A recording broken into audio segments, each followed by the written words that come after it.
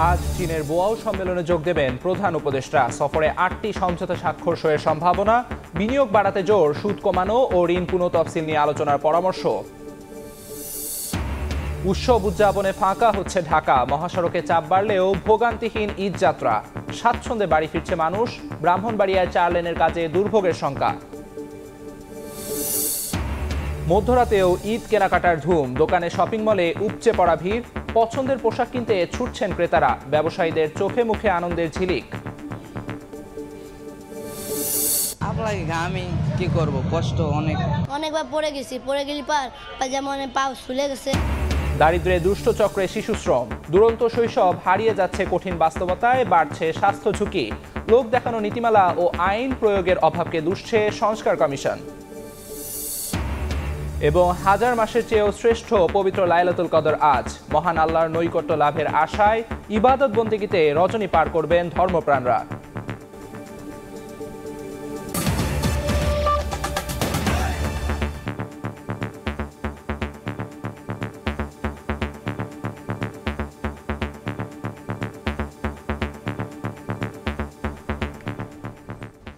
ভোরের সময়ের সঙ্গে আছি আমি আমিরুল ইসলাম আলিফ।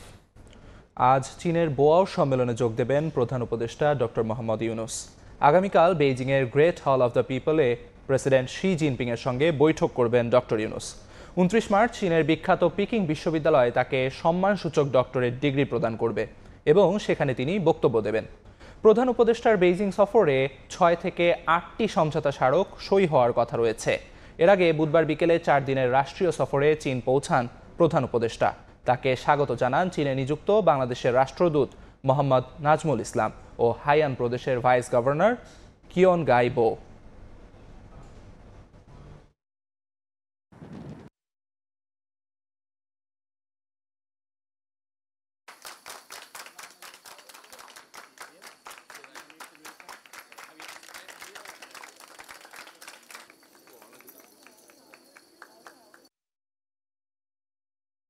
বোয়া ফোরামে এশিয়া এবং এমার্জিং ইস্যুগুলো নিয়ে একটা 7-8 মিনিটের উনি একটা স্পিচ দিবেন। রাশিয়ান ভাইস প্রিমিয়ারের সাথে মিটিং আছে, ডেপুটি প্রাইম মিনিস্টারের সাথে মিটিং আছে, পাওয়ের যে ডিজি উনি এখানে আছেন তার সাথে একটা বায়োলেটারাল মিটিং হবে। বান কি মুনের সাথেও ওনার একটা কালকে মিটিং আছে। সাইড লাইনে বেশ কিছু প্রাইভেট সেক্টরের লিডারদের সাথে মিটিং হওয়ার আশা আমরা করছি। এক্সিম ব্যাংকের সাথে অনেক বিষয়গুলো, অনেক প্রজেক্টের বিষয়ে একদম সরাসরি আলাপগুলো হবে। চায়না আমাদের ডেভেলপমেন্ট পার্টনার, আমরা চাই চায়নার সাথে আমাদের সম্পর্কটা আরো নতুন উচ্চতায় উঠুক। বাংলাদেশের অবকাঠামো উন্নয়নের অন্যতম সহযোগী চীন। তবে দেশটি থেকে নেয়া ঋণের সুদহার বেশি ও পরিশোধ সময়সীমা তুলনামূলক কম। প্রধান উপদেষ্টার চীন সফরে সুদ কমানো ও ঋণ পুনঃতফসিলের বিষয়ে দেশটির শীর্ষ পর্যায়ে আলোচনার পরামর্শ দিয়েছেন অর্থনীতিবিদরা। সফরে মোংলা বন্দর উন্নয়ন সহ মোট 8টি সমঝোতা স্বাক্ষর সই হতে পারে। ইয়ানুর শিফাতের রিপোর্ট। বাংলাদেশের বাণিজ্য, বিনিয়োগ ও অবকাঠামো উন্নয়নের অন্যতম প্রধান অংশীজন চীন। পদ্মা সেতুর রেল সংযোগ, কর্ণফুলী টানেল, শাহজালাল সার কারখানার মতো বড় বড় প্রকল্প বাস্তবায়নের সঙ্গে যুক্ত দেশটি। এবারে মংলা বন্দরে আধুনিকায়ন সহ আরও কিছু উন্নয়ন কর্মকাণ্ডের জন্য প্রধান উপদেষ্টার চীন সফরে 8টি সমঝোতা স্মারক সই হতে পারে। দেশটির সঙ্গে বাণিজ্য ও বিনিয়োগ বাড়ানোর ওপর জোর দিচ্ছেন এই অর্থনীতিবিদ। সবগুলো খাতেই কিন্তু আমার মনে হয় যে চীনের সঙ্গে সহযোগিতা বাড়ানোর অনেক সম্ভাবনা রয়েছে। এই সফরের মাধ্যমে যে সুযোগটা যদি আমরা গ্রহণ করতে পারি তাহলে এতে আমাদের অর্থনৈতিক উন্নয়ন যেমন ত্বরান্বিত হবে, তেমনি এটা একই ক্ষেত্রে অন্যান্য দেশ থেকে বিদেশি বিনিয়োগকেও আকৃষ্ট করতে সক্ষম হবে। অবকাঠামো উন্নয়নের বড় সহযোগী চীনের দেয়া ঋণ অনুদানের প্রতিশ্রুতির স্থিতি দাঁড়িয়েছে $10.46 বিলিয়ন। বিপরীতে গেল অর্থ বছর পর্যন্ত ছাড় হয়েছে $7.33 বিলিয়ন। তবে ঋণের ক্ষেত্রে সুদের হার ও চার্জ বেশি এবং পরিশোধ সময় তুলনামূলক কম। তাই প্রধান উপদেষ্টার সফরে এ বিষয়ে আলোচনার উপর জোর দিচ্ছেন অর্থনীতিবিদরা। দু দেশের মধ্যে নেগোসিয়েশনের ব্যাপার, নেগোসিয়েট করে সামগ্রিকভাবে কিন্তু এটা করা সম্ভব। উন্নয়নমুখী বিভিন্ন যেসব কর্মকাণ্ড সেখানে তো আমাদের বৈদেশিক ঋণের দরকার, তো সেটাও আমরা হয়তো চীনের সাথে আলাপ আলোচনা করব এবং সেখানেও শর্তটা যাতে শিথিল থাকে সে ব্যাপারেও বাংলাদেশের একটা আগ্রহ থাকবে। তারা বলেন বিদেশি ঋণের টাকায় প্রকল্প শুরুর আগে তা অর্থনৈতিকভাবে কতটা লাভজনক হবে সে বিষয়ে পুঙ্খানুপুঙ্খ বিশ্লেষণ করে নিতে হবে। ইয়ানুর শিফাত, সময় সংবাদ, ঢাকা। প্রিয়জনের সঙ্গে ঈদ করতে রাজধানী ছাড়ছেন বাসিন্দারা। শেকড়ের টানে স্বস্তি নিয়েই বাড়ি ফিরছেন তারা। এই মুহূর্তে কল্যাণপুরে আছেন সহকর্মী শাবাব ওয়াসি, সরাসরি যাচ্ছি তার কাছে। শেকড়ের টানে বাড়ি ফিরছে মানুষ, ক্রমশই ফাঁকা হচ্ছে ঢাকা। প্রিয়জনের সাথে ঈদ আনন্দ উপভোগ করতে সকাল থেকেই কল্যাণপুর বাস স্টেশনে ভিড় জমাতে শুরু করেছেন ঘরমুখী মানুষ। আমরা এই মুহূর্তে দাঁড়িয়ে আছি কল্যাণপুর বাস স্টেশনে এবং প্রথম প্রহর থেকেই কিন্তু আমরা দেখতে পাচ্ছি ঘরমুখী মানুষের ভিড়। আমরা দেখতে পেয়েছি যে অনেকেই অগ্রিম টিকিট কেটে রেখেছেন এবং তারা এখানে এসে বিভিন্ন প্রান্ত থেকে, ঢাকার বিভিন্ন প্রান্ত থেকে তারা এখানে এসেছেন। এসে তারা তাদের কাঙ্ক্ষিত যাত্রা শুরু করছেন এবং আমরা এটাও দেখেছি যে অনেকেই এইখানে এসে তাদের কাঙ্ক্ষিত টিকিটটি কেনার চেষ্টা করছেন। রমজান মাস, অনেকেই সেহরি শেষ করে ফজরের সালাত আদায় করে রওনা দিয়েছেন বাড়ির উদ্দেশ্যে। আপনারা ইতিমধ্যেই জানেন যে ২৬ তারিখ থেকে ঈদের ছুটি সরকারিভাবে শুরু হয়ে গেছে এবং ৪ তারিখ পর্যন্ত এই ছুটিটি থাকবে। তো বেশ লম্বা একটি ছুটি এবং এই ছুটিতে নিজেদের প্রিয়জনদের সাথে সময় কাটাতে ঘরমুখী মানুষ ফিরতে শুরু করেছেন বাড়িতে। এবং আমরা এখানে দেখতে পেয়েছি যে ঘরমুখী মানুষের নিরাপত্তা নিশ্চিত করতে আইন শৃঙ্খলা বাহিনীও নিয়োজিত আছেন। আমরা দেখেছি যে র্যাবের একটি ইউনিট আসলে এখানে আমরা দেখতে পেয়েছি এবং তারা আসলে সন্দেহভাজন ব্যাগ এবং যাত্রীদেরকে চেক করছেন। আমরা সকাল থেকেই এটা খেয়াল করেছি যে রাজধানীর বিভিন্ন প্রান্ত থেকে মানুষ এসেছেন এখানে। আমরা তাদের সাথে কথা বলেছি, অনেকেই অনেক দূর দূরান্ত থেকে এসেছেন এবং কল্যাণপুর বাস স্টেশন যেহেতু এখান থেকে উত্তরাঞ্চল দক্ষিণাঞ্চলের বিভিন্ন বাস আসলে এখান থেকে যাত্রা শুরু করে, তাই অনেক মানুষই এখান থেকে তাদের যাত্রা শুরু করেছেন।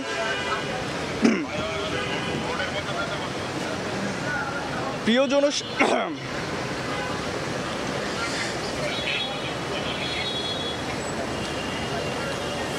দর্শক, আমরা এই মুহূর্তে দেখানোর চেষ্টা করছি যে মানুষের আসলে কতটা সমাগম রয়েছে এখানে। বিভিন্ন প্রান্ত থেকে মানুষ আসছেন বাসগুলোতে, মানুষ টিকিট চেক করে বাসের যারা কন্ডাক্টর তারা আসলে যাত্রীদেরকে সাহায্য করছেন বাসে উঠানোর জন্য। আমরা দেখছি যে আমরা তাদের সাথে কথা বলেছি, আমরা জানতে পেরেছি যে অনলাইনে এবং বিভিন্ন এবং ফিজিক্যালি সশরীরে এসেও অনেকে টিকিট কেটেছেন।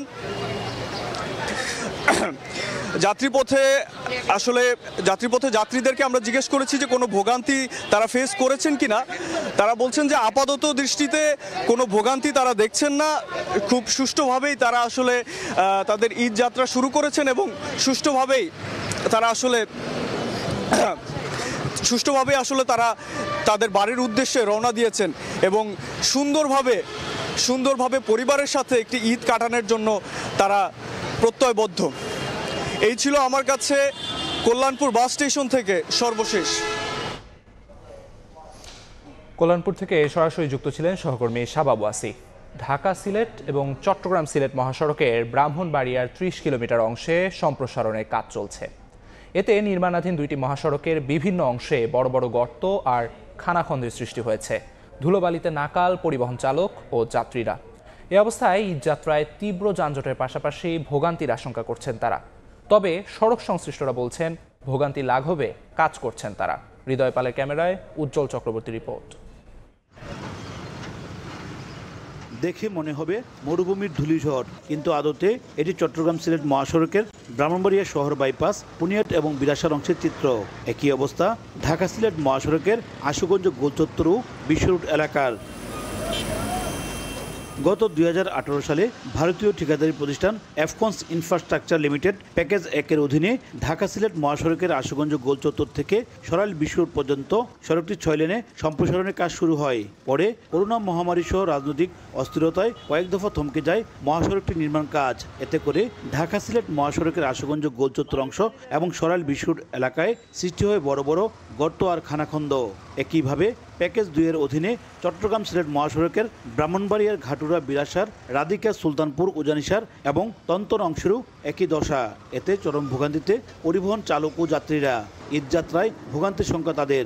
বাংলাদেশের মধ্যে যদি কোনো রাস্তা থাকে তো অবহেলিত রাস্তা এই রাস্তাটাই আছে। এই জামটা 40 মিনিট হইব, এটা ভাই অতিরিক্ত বিরক্ত হর মনে করেন, এটা ধুলাবালি অতিরিক্ত। এই রাস্তা 2004 সাল থেকে গাড়ি চালাই, বাংলাদেশের সর্বোচ্চ কষ্টদায়ক রাস্তা হলো এটা। গর্ত এরপরে বালু, গাড়ি চালান জানে অনেক সমস্যা ভাই। তবে ঈদযাত্রায় ভোগান্তি লাঘবে সড়ক মেরামত সহ নানা উদ্যোগের কথা জানান সড়ক ও জনপথ বিভাগের কর্মকর্তারা। আমরা ডিভিশনের তরফ থেকে আসলে পুরো বিষয়টাই মনিটর করছি। কোথাও যদি মেজর কোনো সমস্যা হয় যাতে আমরাও সেখানে ভূমিকা রাখতে পারি সেই প্রস্তুতিও আমাদের আছে। স্থানীয় প্রশাসন এবং ট্রাফিক পুলিশের সহায়তায় তাদের যে রিকোয়ারমেন্ট আছে, প্রয়োজন আছে, সেই প্রয়োজন অনুযায়ী আমরা সেগুলো রিপেয়ার করে দিয়েছি এবং যে কোনো সময় আমাদের টিম প্রস্তুত আছে, তারা কাজ করবে। সড়ক বিভাগের তথ্য অনুযায়ী প্রতিদিন গড়ে ঢাকা সিলেট ও চট্টগ্রাম সিলেট মহাসড়কের ব্রাহ্মণবাড়িয়া অংশের উপর দিয়ে 20 জেলার অন্তত 25,000 ছোট বড় যানবাহন চলাচল করে। ঢাকা সিলেট এবং কুমিল্লা সিলেট মহাসড়কের বিভিন্ন অংশে খানাখন্দের কারণে এভাবেই ধীর গতিতে চলছে যানবাহন। পরিবহন চালক এবং যাত্রীরা বলছেন দ্রুত সময়ের মধ্যে মহাসড়কগুলো মেরামত করা না হলে ঈদযাত্রায় ভোগান্তি বাড়তে পারে, এমনটি আশঙ্কা করছেন তারা। উজ্জ্বল চক্রবর্তী, সময় সংবাদ, ব্রাহ্মণবাড়িয়া। মধ্যরাতেও ধুম পড়েছে ঈদ কেনাকাটার। দিনের যানজট আর গরমের উত্তাপ এড়াতে রাতকেই বেছে নিয়েছেন অনেক ক্রেতা। তবে গভীর রাতেও ভিড় এড়ানো যায়নি। ক্রেতাদের সাড়া পাওয়ায় বিক্রেতাদের চোখে মুখেও আনন্দের ঝিলিক।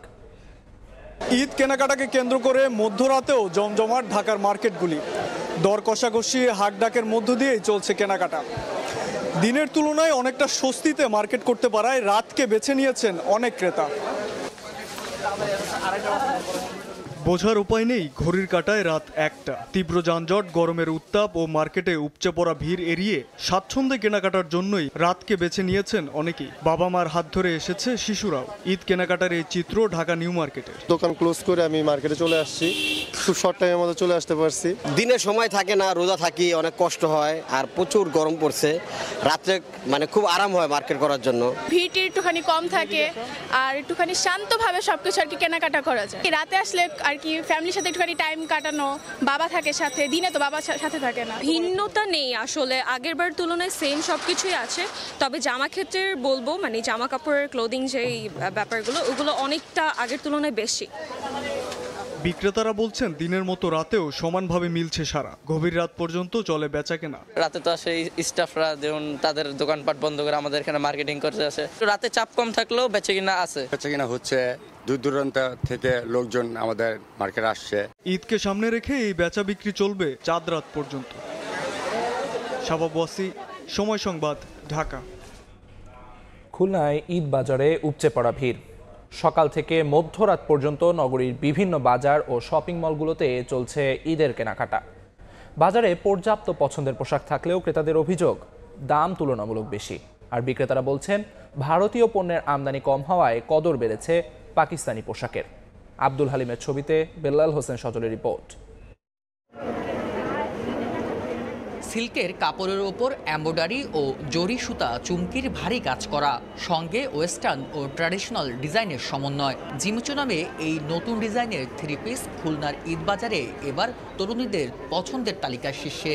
এছাড়া তাদের পছন্দের তালিকায় রয়েছে নুটস, বিনতে নূর, গারারা, সারারা, তাওয়াক্কুল, দিল্লি বুটিক্স, অর্গানজা সহ বিভিন্ন 3 পিস। এগুলোর বেশিরভাগই পাকিস্তানি ও ভারতীয় 3 পিস। শেষ সময়ে উপচে পড়া ভিড় নগরীর মার্কেটগুলোতে। সকাল থেকে মধ্যরাত পর্যন্ত নগরীর বিভিন্ন বাজার ও শপিং মলগুলোতে চলে ঈদের কেনাকাটা। বিশেষ করে নারী ক্রেতাদের উপস্থিতি বেশি। বিভিন্ন মার্কেট ঘুরে পছন্দের পোশাক কিনছেন তারা। এদিকে পছন্দের পোশাক থাকলেও ক্রেতাদের অভিযোগ দাম কিছুটা বেশি।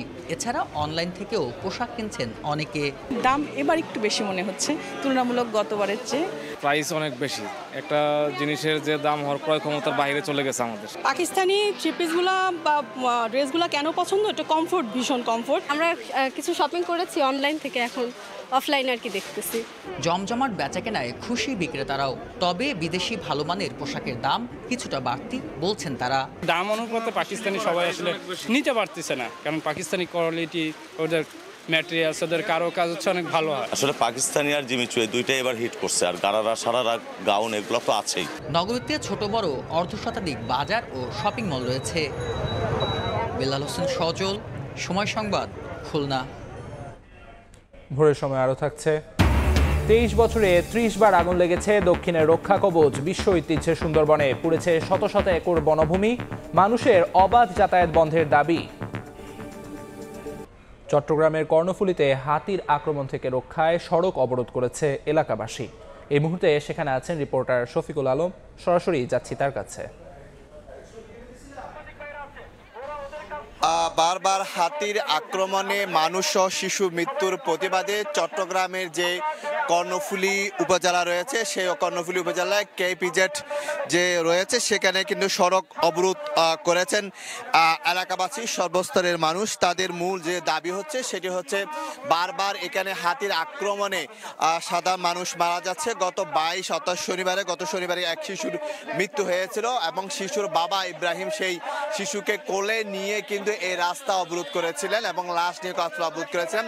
তখন কিন্তু প্রায় 6 থেকে 7 ঘন্টা রাস্তা অবরোধ ছিল। এই রাস্তা অবরোধের কারণে দীর্ঘ যানজটের সৃষ্টি হয়েছে। এটা হচ্ছে মহাসড়ক, অর্থাৎ চট্টগ্রাম শহর থেকে বাঁশখালী, আনোয়ারা, পটিয়া, চন্দনা সহ বিভিন্ন যাওয়ার সময় এই সড়কটি ব্যবহার করে এদিক দিয়ে কক্সবাজারে যাওয়া হয়। তো এলাকাবাসী তাদের যে দাবিগুলো দাঁড়িয়েছেন, যে পাশে যে কেপিজের যে পাহাড় রয়েছে সে পাহাড়ে অনেকগুলো খাতি থাকে যেগুলো বারবার নেমে আসে, যেগুলো তাদের ঘর বাড়িতে হামলা করে এবং সেখানে মানুষের মৃত্যু হয়।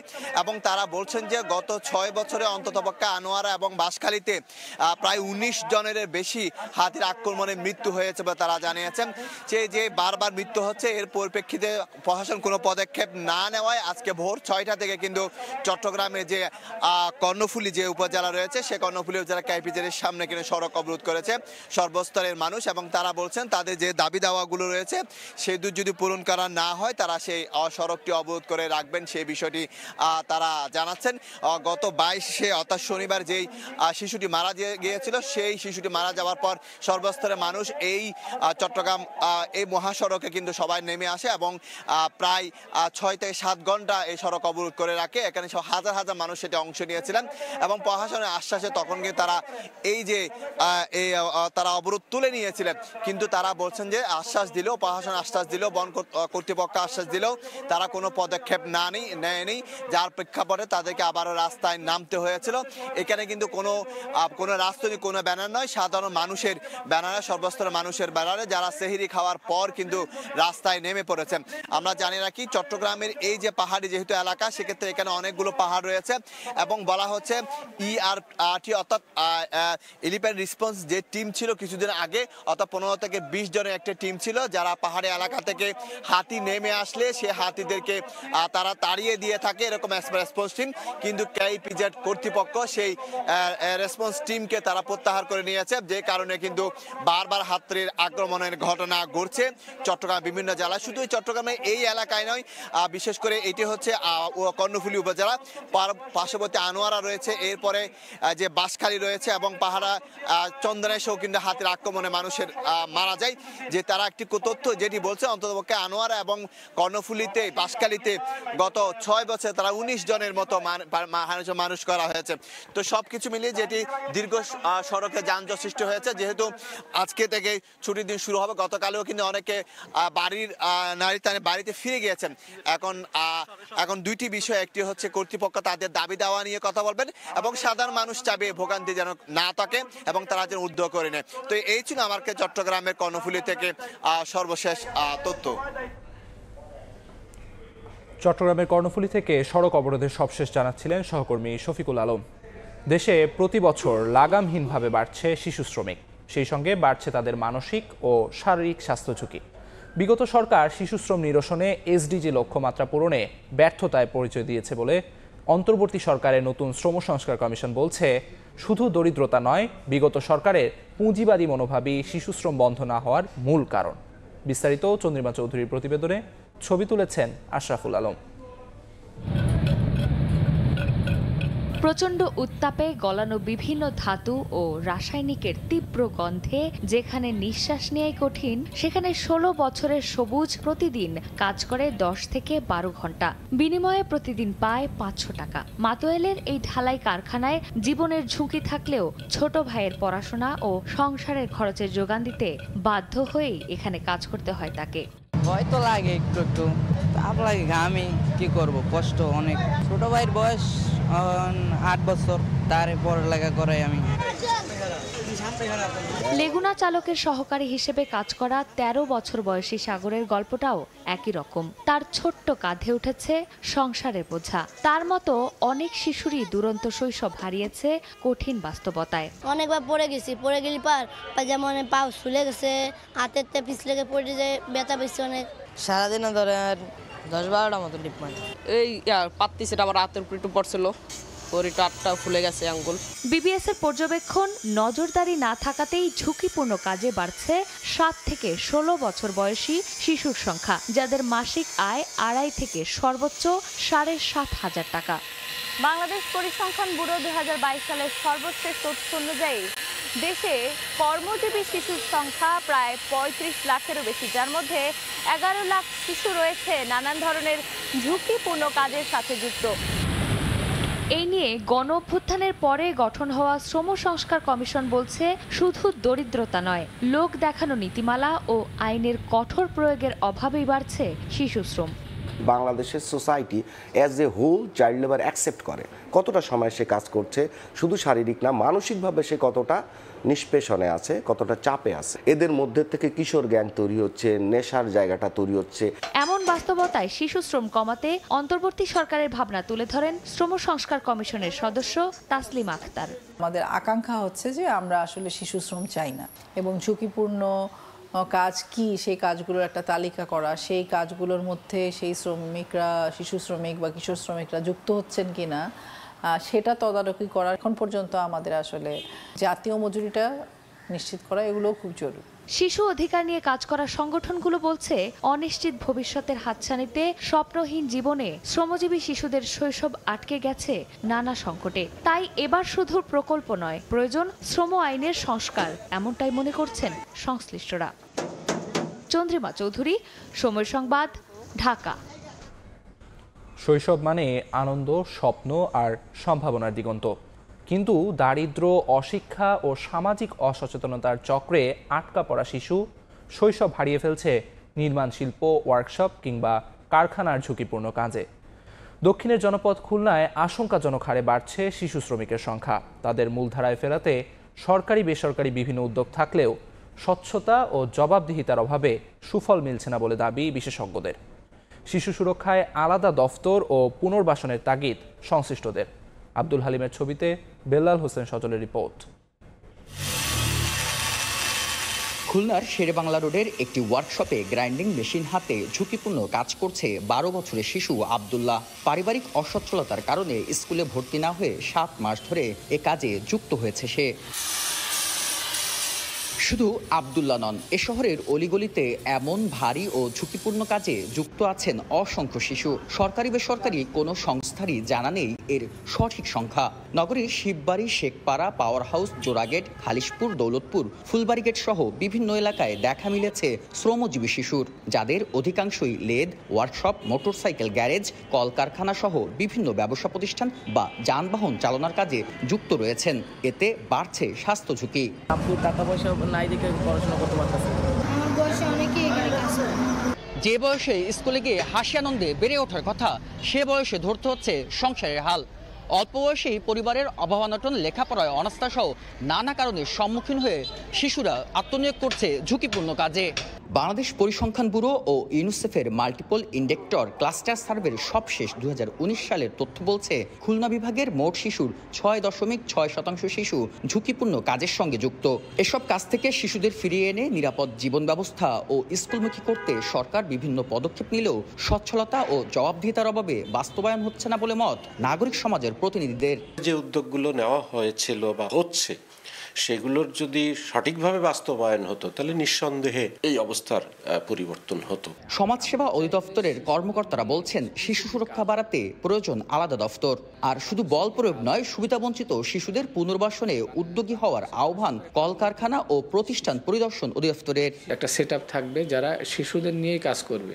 তা না হলে কি হয়, সব কাজের মধ্যে এই শিশুর কাজটাও করতে গেলে এটার জন্য বাড়তি অ্যাটেনশন দেওয়ার সুযোগ হয় না। যদি পুনর্বাসনের পাশাপাশি কোনো ট্রেনিং সেশন থাকে বা ট্রেনিংয়ের ব্যবস্থা থাকে, তাহলে হয়তো এই জিনিসটা আরও ইজিলি নিরসন করা সম্ভব হবে। বাংলাদেশ শ্রম আইন অনুসারে 43 ধরনের কাজকে শিশুদের জন্য ঝুঁকিপূর্ণ ঘোষণা করা হয়েছে। বেল্লাল হোসেন সজল, সময় সংবাদ, খুলনা। আজ পবিত্র লাইলাতুল কদর বা শবে কদর। নির্দিষ্ট করে মহিমান্বিত এ রাতের ফজিলতের কথা উল্লেখ আছে পবিত্র কোরআনে। মহান রব্বুল আলামিনের নৈকট্য ও রহমত লাভের আশায় ইবাদত বন্দেগীতে রজনী পার করবেন ধর্মপ্রাণরা।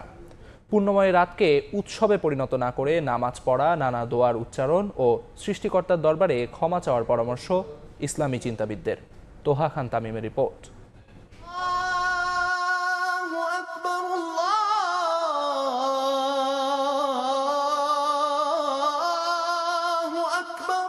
মহান সৃষ্টিকর্তা যে কয়েকটি রাতকে বান্দার কল্যাণের জন্য নেয়ামত হিসেবে দান করেছেন, তার মধ্যে সর্বশ্রেষ্ঠ লাইলাতুল বরাত বা কদরের রাত। পবিত্র কোরআন শরীফ নাজিল হয়েছে এ রাতেই। এর সম্মান বোঝাতে পবিত্র কোরআনে সূরা কদর নাজিল হয়। এমনকি এই রাতকে হাজার মাসের চেয়েও উত্তম বলে স্বয়ং আল্লাহ তাআলা কোরআন শরীফে উল্লেখ করেছেন। প্রতি বছর পবিত্র রমজান মাসের 26 তারিখ রাতে শবে কদর পালন করা হয়। তবে ইসলামী চিন্তাবিদরা বলছেন, 27 রমজানের বিষয়ে হাদিসের একটি সূত্র থাকলেও একাধিক সূত্র বলছে, রোজার শেষ দশকের রাতগুলোতে অনুসন্ধান করতে বলা হয়েছে শবে কদরের রাতকে। এ রাতের জন্য নির্দিষ্ট কোনো ইবাদত না থাকলেও বিশেষজ্ঞরা নামাজ পড়া, নীরবে বিভিন্ন দোয়ার উচ্চারণ, সৃষ্টিকর্তার কাছে ক্ষমা চাওয়ার পরামর্শ দিয়েছেন। সওয়াব পাবো, বারাকা পাবো, নাজাত পাবো, এই আশায় যদি লাইলাতুল কদরে কেউ দণ্ডায়মান হয়, ইবাদত করেন, তাহলে তার অতীতের সমস্ত গুনাহ আল্লাহ তাআলা মাফ করে দিবেন। রাসূলুল্লাহ সাল্লাল্লাহু আলাইহি ওয়াসাল্লাম বলেই দিলেন, কদরের গুরুত্ব, মাহাত্ম্য এবং এর ফজিলাত হাসিল করার জন্য পেরেশানি হয়ে চেষ্টা করো। বাংলাদেশে 21 তারিখ যেদিন, সৌদি আরবে সেদিন হবে না, লন্ডনে সেদিন হবে না, আমেরিকায় সেদিন হবে না। এক কথায় শেষ দশকে রেগুলার সবাই যেন পেরেশানি হয়ে যায়। তবে মহিমান্বিত এ রাতকে কেন্দ্র করে উৎসব করা কিংবা ইবাদতের নামে উচ্চ শব্দে মাইক বাজানো থেকে বিরত থাকার পরামর্শ ইসলামী চিন্তাবিদদের। আড্ডা দেওয়া, গল্পগুজব করা, লাইন ধরে রাস্তা দিয়ে চলা, রে কদর রাত জাগি, আরে জাগবেন তো, জেগে তো আল্লাহর ইবাদত করবেন।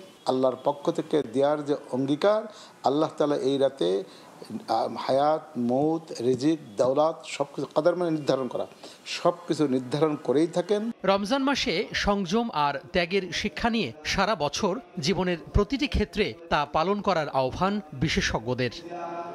তোহা খান তামিম, সময় সংবাদ, ঢাকা। দ্বিতীয় স্বাধীনতা বলে কিছু নেই। যারা দ্বিতীয় স্বাধীনতার কথা বলে তারা 26শে মার্চকে খাটো করে দেখাতে চায় বলে মন্তব্য করেছেন বিএনপির স্থায়ী কমিটির সদস্য মির্জা আব্বাস। এদিকে এনসিপির আহ্বায়ক নাহিদ ইসলাম বলছেন, ৭১ ও ২৪কে যারা মুখোমুখি দাঁড় করাতে চায় তাদের উদ্দেশ্য অসৎ। সংস্কার ও নির্বাচনকে সমান গুরুত্ব দেওয়ার আহ্বান রাজনৈতিক নেতাদের। সকালে জাতীয় স্মৃতিসৌধে শ্রদ্ধা জানিয়ে কথা বলেন তারা। যাদের জীবনের বিনিময়ে স্বাধীনতা অর্জন তাদের প্রতি শ্রদ্ধা জানাতে ভোর থেকেই সাভার জাতীয় স্মৃতিসৌধে উপস্থিত বিভিন্ন রাজনৈতিক দলের নেতাকর্মী, সংগঠন, সুশীল ও সাধারণ মানুষ।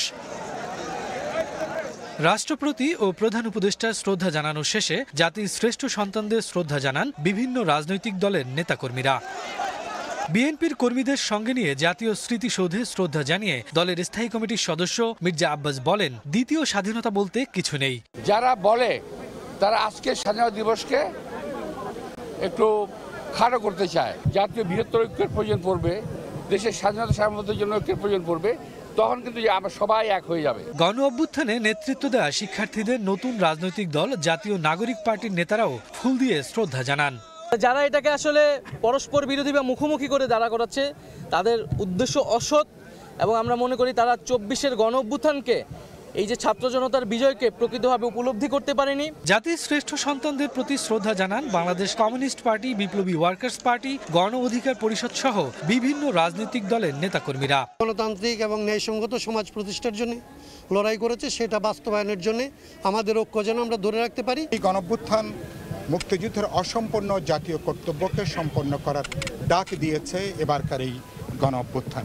দেশ বিক্রির চক্রান্ত করে আসেন, তার বিরুদ্ধে রুখে দাঁড়িয়ে আমরা মুক্তিযুদ্ধের চেতনা এবং 24-এর গণঅভ্যুত্থানের চেতনা সমুন্নত রাখি। গণতান্ত্রিক রাষ্ট্র নির্মাণ আমাদের জরুরি, আমাদের নাগরিকদের জন্য। সেই জায়গাটার বিষয়ে তাদের যে সচেতন ভূমিকা, সতর্ক থাকা এবং ঐক্যবদ্ধ থাকা, এই জায়গাটাতে তারা তাদের ভূমিকা রাখবে। স্বাধীনতাকে পুঁজি করে আর কেউ যাতে রাষ্ট্র ক্ষমতা কুক্ষিগত করতে না পারে, সেজন্য সব রাজনৈতিক দলের ঐক্য চান নেতারা। স্বাধীন সার্বভৌম বাংলাদেশ গড়ার চূড়ান্ত দিন 26শে মার্চ। অর্জিত স্বাধীনতা পুনরুদ্ধার জুলাই গণ অভ্যুত্থানে শিখিয়েছে, শোষণ থেকে মুক্তি পেতে দিতে হয় জীবন, গড়তে হয় ঐক্য। সে ঐক্যের ভিত দৃঢ় করে স্বপ্নের সোনার বাংলাদেশ গড়ার প্রত্যয় রাজনীতিকদের। জাতীয় স্মৃতিসৌধ থেকে শফিকুজ্জামান রুবেল, সময় সংবাদ, ঢাকা। ডিসেম্বর থেকে জুনের মধ্যে নির্বাচন নিয়ে প্রধান উপদেষ্টার বক্তব্য অস্পষ্ট। এটা কোনো নির্বাচনী রোডম্যাপ ঘোষণা হয়নি বলে মন্তব্য করেছেন বিএনপির মহাসচিব মির্জা ফখরুল ইসলাম আলমগীর। জিয়াউর রহমানের সমাধিতে শ্রদ্ধা জানিয়ে তিনি বলেন, ক্ষমতায় যেতে নয়, বরং জাতির স্বার্থে ও জনগণের ভোটাধিকার আদায়ের জন্য বিএনপি নির্বাচনের কথা বলে।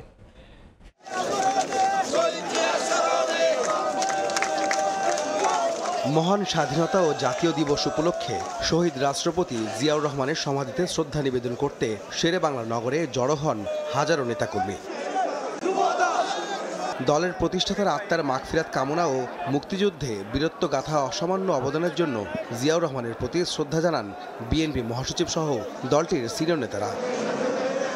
মঙ্গলবার জাতির উদ্দেশ্যে প্রধান উপদেষ্টার ভাষণে জিয়াউর রহমানের নাম না নেয়ায় হতাশা প্রকাশ করে বিএনপি মহাসচিব বলেন, প্রকৃত ইতিহাস যেন আর বিকৃত না হয়। আমরা হতাশ হয়েছি যে তার বক্তব্যের মধ্যে তিনি স্বাধীনতার ঘোষক শহীদ প্রেসিডেন্ট জিয়াউর রহমান বীর মুক্তিযোদ্ধা বীর উত্তমের নাম একবার উচ্চারণ করেন, অথচ এটাই ছিল ইতিহাস।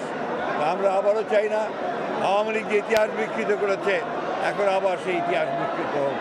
অন্তর্বর্তী সরকার প্রধানের বক্তব্যে নির্বাচনী রোডম্যাপ না থাকায় ক্ষোভ প্রকাশ করে মির্জা ফখরুল বলেন, দেশের চলমান সংকট নিরসনে দ্রুত নির্বাচনের বিকল্প নেই। আমরা বারবার বলে আসছি যে স্পষ্ট রোডম্যাপ এবং দ্রুত নির্বাচন, তা নাহলে যে সংকটগুলো সৃষ্টি হচ্ছে, এই সংকটগুলো কাটবে না। প্রয়োজনীয় সংস্কার শেষে ডক্টর মোহাম্মদ ইউনূসের সরকার দ্রুত নির্বাচনের ব্যবস্থা করবেন বলেও আশাবাদ ব্যক্ত করেন বিএনপি মহাসচিব। আহমেদ সালেহিন, সময় সংবাদ, ঢাকা।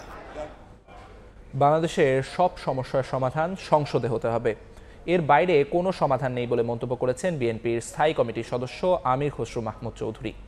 নির্বাচিত জনপ্রতিনিধি ছাড়া বাংলাদেশের সংবিধান, বিচার বিভাগ বা বিভিন্ন সমস্যার সমাধান দেয়া অন্য কোনো গোষ্ঠী বা ব্যক্তির কাজ নয় বলেও জানান তিনি। বুধবার চট্টগ্রাম বন্দর স্কুল অ্যান্ড কলেজ মাঠে চট্টগ্রাম বন্দর জাতীয়তাবাদী শ্রমিক দল আয়োজিত মহান স্বাধীনতা দিবস উপলক্ষে আলোচনা সভা ও ইফতার মাহফিলে প্রধান অতিথির বক্তব্যে তিনি একথা বলেন। বাংলাদেশের রাজনীতিতে বর্তমান প্রেক্ষাপটে জাতি যে চ্যালেঞ্জের সম্মুখীন, এখানে বিভক্তির কোনো সুযোগ নেই। এখানে সকলকে ঐক্যবদ্ধ থাকতে হবে। দেশের স্বার্থে, জাতির স্বার্থে, জাতীয়তাবাদী ঐক্যের জন্য দরকার হলে অনেক কিছু ত্যাগ করতে হবে, তারপরেও ঐক্য অটুট থাকতে হবে। এই ঐক্য আজকে যেটা সৃষ্টি হয়েছে, আমরা যাতে এই ঐক্যে কোনো ভাঙন, আগামী দিনে কোনো ভাঙন দেখতে না পাই।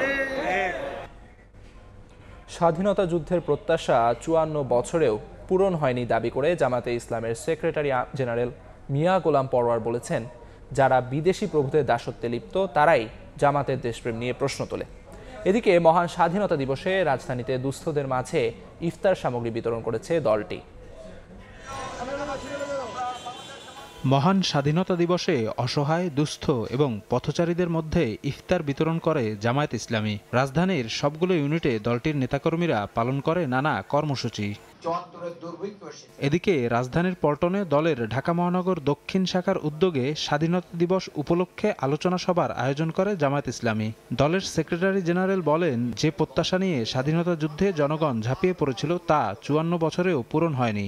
যারা বিদেশি প্রভুদের দাসত্বে লিপ্ত তারাই জামায়াতের দেশপ্রেম নিয়ে প্রশ্ন তোলে। ক্ষমতার স্বার্থে এই দেশটাকে দিল্লির তাবেদার বানিয়ে তার কাছে বিক্রি করার জন্যই আপনারা কিন্তু চুক্তিবদ্ধ হয়েছিলেন তদানীন্তন দিল্লির কাছে। এটা সেদিন বাংলাদেশের প্রকৃত স্বাধীনতা অর্জিত হয়নি, যে কারণেই ২৪ জুলাইয়ের ছাত্রগণ অভ্যুত্থানের বাংলাদেশের কোটি কোটি মানুষ স্বস্তির সুরে বলেছে, এটাই হচ্ছে আমাদের দ্বিতীয় স্বাধীনতা। আলোচনা সভায় ৭১-এর মুক্তিযুদ্ধ ও ২৪-এর গণঅভ্যুত্থানের চেতনায় উজ্জীবিত হয়ে সবাইকে রাজনীতি করার আহ্বান জানান জামায়াত নেতারা। ঐক্যের নামে তারা জাতি বিভেদের রাজনীতি সৃষ্টি। শফিক মুন্সি, সময় সংবাদ, ঢাকা। ৭১-এ অর্জিত স্বাধীনতা যখন অন্ধকারে ছিল, ২৪ তখন মশাল নিয়ে এসেছে বলে মন্তব্য করেছেন জাতীয় নাগরিক পার্টির সদস্য সচিব আখতার হোসেন। বুধবার রাজধানীতে এনসিপির আয়োজনে গণ ইফতার ও দোয়া মাহফিলে একথা বলেন তিনি। গণপরিষদ ও সংসদ নির্বাচনকে মুখোমুখি করার চক্রান্ত বাংলাদেশকে নতুন করে পিছিয়ে দেবে বলে জানান তিনি। বলেন, বিচার, সংস্কার ও গণপরিষদের বাস্তবতা আমলে নিয়ে নতুন বাংলাদেশের রোডম্যাপ ঘোষণা করতে হবে। এ সময় মাসব্যাপী চলমান গণ ইফতারের আয়ের উৎস ও ব্যয়ের হিসাব প্রকাশ করা হয়।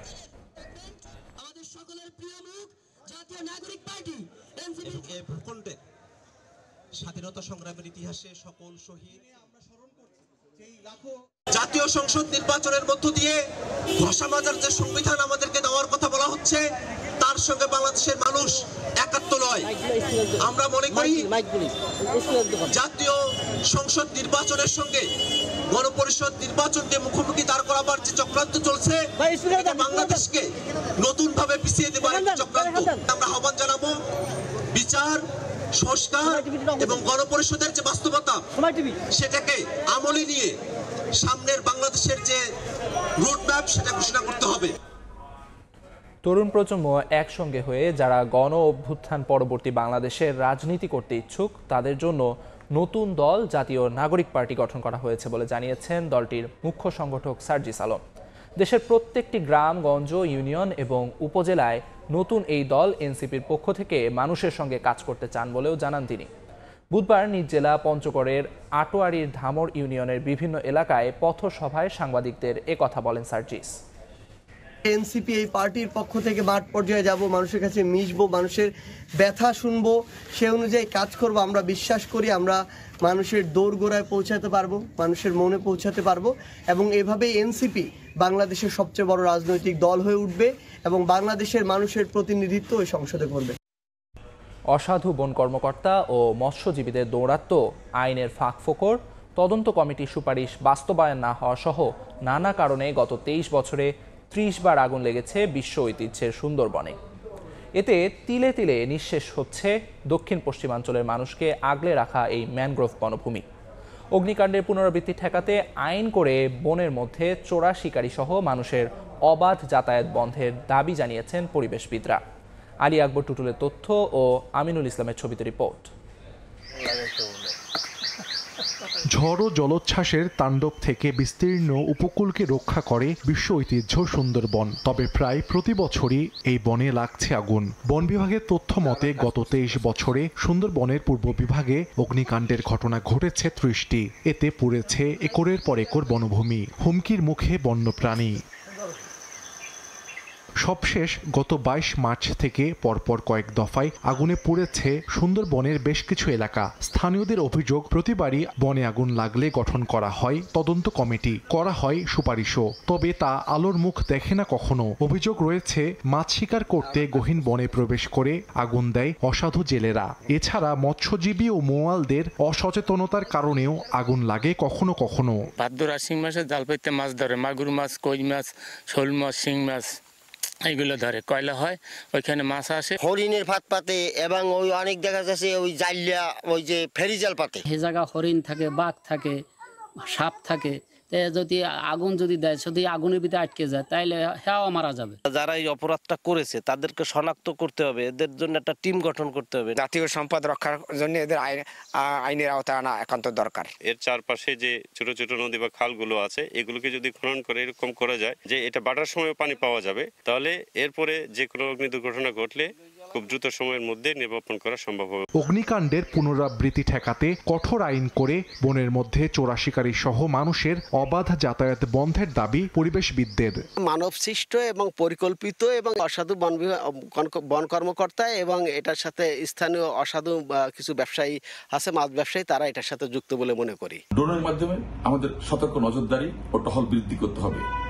বন বিভাগের যে টহল আছে তার সংখ্যা বৃদ্ধি করতে হবে এবং টহল জোরদার করতে হবে। বনে আগুন লাগা ঠেকাতে কার্যকরী ব্যবস্থা নেওয়ার কথা জানিয়েছে সুন্দরবন পূর্ব বন বিভাগ। ভোলা, আরুয়া, বের এবং খরমাই 3টি নদী খনন করা হবে। অবশ্যই আমরা প্রকৃত দোষীদেরকে আইডেন্টিফাই করে তাদের বিরুদ্ধে কঠোর শাস্তিমূলক ব্যবস্থা নেব। বন বিভাগের তথ্য অনুযায়ী বাংলাদেশ অংশে সুন্দরবনের আয়তন প্রায় 6000 বর্গ কিলোমিটার। সময় সংবাদ, বাগেরহাট।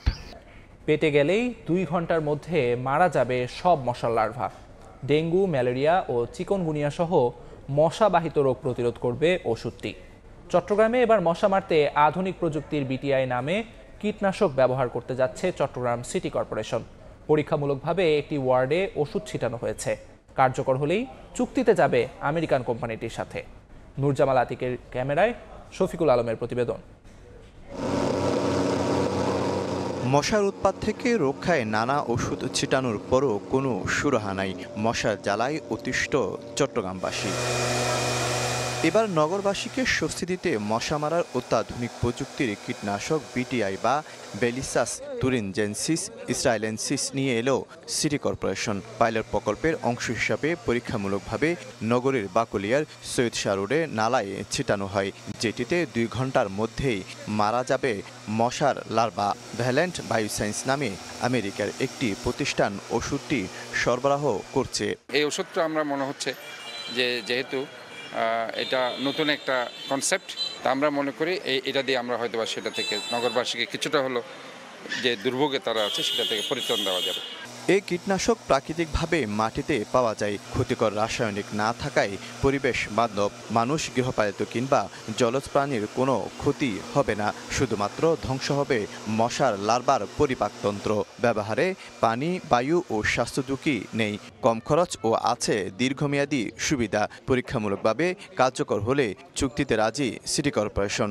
আমরা ইনস্ট্যান্ট কিছু ওদের টেস্ট দেখছি, যেটা আমাদেরকে খুব অ্যাপ্রিসিয়েট করছে যে এটা আমরা এটার উপরে কাজ করতে পারি। এটা পরীক্ষামূলক যদি আমরা সাকসেসফুল দেখি, দেন আমরা অ্যাপ্লিকেশনের উপরে আমরা যাব। এখানে তো শুধু মশার লার্ভা না, এখানে ব্যাঙ আছে, অনেক কিছু আছে। এগুলোর উপর কোনো ক্ষতিকর প্রভাব আছে কিনা, পাশাপাশি মানুষের শরীরের উপর কোনো প্রভাব আছে কিনা, এসব দেখে আমরা আসলে সিদ্ধান্ত নিব আর কি। বিশ্ব স্বাস্থ্য সংস্থা WHO দ্বারা অনুমোদিত মশার লার্ভা মারার এই ব্যাকটেরিয়া বিটিআই ব্যবহার হয়েছে সিঙ্গাপুর, মালয়েশিয়া সহ উন্নত বিশ্বের নানা দেশে। ব্যবহার হয়েছে ঢাকার 2 সিটিতেও। প্রথম মাসে আমরা সাধারণত রিকমেন্ড করি 4 বার দেওয়ার জন্য, উইকলি একবার। তারপরে পরের মাসে এটা আস্তে আস্তে রিডিউস হয়ে কমে যাবে। মানে হচ্ছে যখন মশা একটু কমে যাবে প্রথম মাসে দেওয়ার পর, তখন আমরা পরের মাসে 2 বার দেওয়ার রিকমেন্ড করি। ডেঙ্গু, ম্যালেরিয়া ও চিকনগুনিয়া সহ নানা মশাবাহিত রোগ প্রতিরোধে গুরুত্বপূর্ণ ভূমিকা রাখে এই বিটিআই কীটনাশক। শফিকুল আলম, সময় সংবাদ, চট্টগ্রাম। ভালো মানের পোনার সংকটে মৌসুমের শুরুতেই দুশ্চিন্তায় খুলনা অঞ্চলের চিংড়ি চাষিরা। অধিকাংশ চাষির অভিযোগ, ভাইরাস মুক্ত ভালো মাছের পোনা পাচ্ছেন না তারা। ফলে অল্প দিনের মধ্যেই 1/3 থেকে অর্ধেক পর্যন্ত পোনা মারা যায়। এতে আর্থিক ক্ষতির মুখে পড়েন তারা। স্থানীয় পর্যায়ে মানসম্মত হ্যাচারি ও সরকারি পৃষ্ঠপোষকতার দাবি সংশ্লিষ্টদের। নিয়ামুল হোসেন কোচির ছবিতে আব্দুল্লাহ আল মামুন রুবেলের প্রতিবেদন। বছর ঘুরে দক্ষিণাঞ্চলে ফের শুরু হয়েছে গলদা ও বাগদা চিংড়ি চাষের মৌসুম। চাষিদের কেউ ঘের প্রস্তুত, আবার কেউ পোনা ছাড়তে ব্যস্ত সময় পার করছেন। তবে মৌসুমের শুরুতেই বড় চ্যালেঞ্জ হয়ে দাঁড়িয়েছে ভালো মানের ভাইরাস মুক্ত পোনা। দেশের 3টি এসপিএফ হ্যাচারির একটি খুলনায় থাকলেও তা এ অঞ্চলের চাষিদের পোনার চাহিদা পূরণে যথেষ্ট নয়। এছাড়া 14টি সাধারণ হ্যাচারিতে মা বাগদার সাহায্যে পোনা উৎপাদন করা হলেও মান নিয়ে রয়েছে অসন্তোষ। নিম্নমানের পোনা ব্যবহারে সনাতন পদ্ধতির চাষে অর্ধেকের বেশি চিংড়ি পরিপক্ক হওয়ার আগেই মারা যাচ্ছে।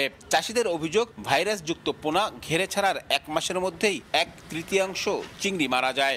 এসপিএফ পোনার সঙ্গে সাধারণ পোনা মিশিয়ে বিক্রির অভিযোগ আছে চাষিদের, ফলে মৌসুম শেষে আর্থিক ক্ষতির শঙ্কা তাদের। লসের পরে লস থাকে, এর চালান ওঠে না। কিন্তু আমরা সঠিক দামে মাছটা কিনি, কিন্তু এর ভিতরে ভেজাল আসলে আমরা কৃষকরা মার খেয়ে যাচ্ছি। ছেড়ে দেওয়ার পরে দেখা যায় 15-20 দিন থাকে বলো, তারপরে যে একবারে মরে যায়। মানে 2 দিন 3 দিনের ভিতরেই মাছ একেবারে সম্পূর্ণটা নষ্ট হয়ে যায়। ওনা তো ফুটতেছে না, ভেজাল আছে। তবে প্রযুক্তির মাধ্যমে আধুনিক পদ্ধতি ব্যবহার বৃদ্ধিতে আগের তুলনায় রোগমুক্ত ও ভালো পোনা উৎপাদন হচ্ছে বলে দাবি হ্যাচারি মালিকদের। আমরা আগের থেকে অনেকটা সিরিয়াসলি চেষ্টা করতেছি ভালো করার জন্য পোনাটা। তার মধ্যে চাষিরা যে মোটামুটিভাবে আগের থেকে অনেক উপকৃত হচ্ছে, আশাবাদী আরও সামনে আরও ভালো করবে। রোগমুক্ত ভালো মানের পোনার স্বল্পতার কথা স্বীকার করে উৎপাদন বাড়াতে ঘেরের গভীরতা বৃদ্ধি, জৈব নিরাপত্তা তৈরি সহ নানা পরামর্শ মাঠ পর্যায়ের কর্মকর্তাদের। শুধু পোনা না, এর পাশাপাশি আমাদের চাষের যে পদ্ধতি, এইখানেও আসলে আমাদের কিছু গুণগত পরিবর্তন দরকার। যেমন আমরা বায়োসিকিউরিটির কথা যদি বলি, জৈব নিরাপত্তা, এটা একেবারে শতভাগ আমাদের এনশিওর করা দরকার। আর মৎস্য অধিদপ্তর বলছে, নতুন উদ্যোক্তা সৃষ্টির মাধ্যমে এ অঞ্চলে এসপিএফ হ্যাচারির সংখ্যা বাড়ানোর চেষ্টা করা হচ্ছে, যা আগামীতে ভালো মানের পোনার সংকট দূর করবে। সংকট কাটিয়ে ওঠার জন্য আমরা উদ্যোক্তা সৃষ্টির চেষ্টা করছি, যেন প্রাইভেট পর্যায়ে আমাদের হ্যাচারি আরও উৎপাদন করতে পারে। সবশেষ মৌসুমে খুলনা, বাগেরহাট ও সাতক্ষীরায় 1,93,000 হেক্টর ঘেরে 1,03,747 মেট্রিক টন গলদা ও বাগদা চিংড়ি উৎপাদন হয়েছিল। আব্দুল্লাহ আল মামুন রুবেল, সময় সংবাদ, খুলনা। নির্মাণ করা হয়েছে স্টেশন, নিয়োগ করা হয়েছে জনবল, যাত্রীদের জন্য রয়েছে সব ধরনের সুবিধা, অথচ যশোরের জামদিয়া, পদ্মবিলা ও রূপদিয়া জাংশনে নেই কোনো ট্রেনের যাত্রা বিরতি। এতে ক্ষুব্ধ স্থানীয়রা। দ্রুত স্টেশনগুলোতে ট্রেনের যাত্রা বিরতির দাবি তাদের। তবে এ নিয়ে রেলপথ মন্ত্রণালয়ের সঙ্গে যোগাযোগ করা হলে জানায় জেলা প্রশাসন। জুয়েল মৃধার পাঠানো তথ্য ও আবুল কালাম আজাদের ছবি নিয়ে রিপোর্ট। পদ্মা সেতু রেললিং প্রকল্পের আওতায় ঢাকা থেকে যশোর পর্যন্ত 172 কিলোমিটার ব্রডগেজ রেলপথ নির্মাণ করে সরকার। এই প্রকল্পের আওতায় যশোরের বাঘারপাড়া উপজেলায় জামদিয়া ও পদ্মাবিলা নামে 2টি নতুন স্টেশন ও সদর উপজেলায় রূপদিয়া জংশন পুনর্নির্মাণ করা হয়। স্টেশনগুলো দিয়ে ঢাকা যশোর নতুন রুটে ঢাকা বেনাপোল রুটের রূপসী বাংলা এক্সপ্রেস ও ঢাকা খুলনা রুটের জাহানাবাদ এক্সপ্রেস যাতায়াত করে, অথচ কোনো ট্রেনের স্টপেজ নেই স্টেশনগুলোতে। যদিও প্রকল্পের অধীনে নির্মাণ করা হয়েছে স্টেশনের নতুন ভবন ও প্ল্যাটফর্ম, রয়েছে অন্যান্য যাত্রী সুবিধা, নিয়োগ করা হয়েছে পর্যাপ্ত জনবল। এতে ক্ষুব্ধ স্থানীয়রা। দ্রুত স্টেশনগুলোতে ট্রেনের যাত্রা বিরতির দাবি তাদের। এখানে ট্রেন থামে না, আমরা ঢাকায় যেতেও পারি না, স্বপ্নের মতোই থেকে গেছে। আমরা চাই যে এটা পুনরায় চালু হোক এবং এই সুবিধা থেকে আমরা যেন সুবিধা ভোগ করতে পারি। কোটি কোটি টাকা খরচ করে স্টেশন করে রাখিছে, কিন্তু আসলে আমার কোনো উপকার হয় না। এতে আমরা চাই এখানে গাড়ি ট্রেন থামুক, আমরা এখান থেকে উঠে আমরা ঢাকা যাব। আন্তনগর ট্রেনের নতুন এসব স্টেশনে দাঁড়ানোর সুযোগ নেই বলছেন সংশ্লিষ্টরা। তবে জেলা প্রশাসক বলছেন, স্টেশনগুলো ট্রেনের যাত্রা বিরতির জন্য মন্ত্রণালয়ের সঙ্গে যোগাযোগ করা হচ্ছে। এগুলোতে ইন্টারসিটি ট্রেন মেন স্টেশনে এগুলো স্টপেজ আছে, এবং যখন লোকাল কমিউটার চালু হবে তখন ওইসব স্টেশনে ট্রেনগুলো দাঁড়াবে। সরকারের কাছে আমাদের দৃষ্টি আকর্ষণ করা আছে, আমরা পত্র লিখেছি এই স্টেশনগুলো যেন চালু করা হয় এবং জনগণ যেন সেই ট্রেনগুলোর সুবিধা ভোগ করতে পারে, এই ব্যাপারে আমরা সচেতন আছি। পদ্মা সেতু রেললিং প্রকল্পের ব্যয় ধরা হয়েছে 38,624 কোটি টাকা। 2024 সালের 24 ডিসেম্বর এ রুটে বাণিজ্যিকভাবে ট্রেন চলাচল শুরু হয়। সময় সংবাদ, যশোর।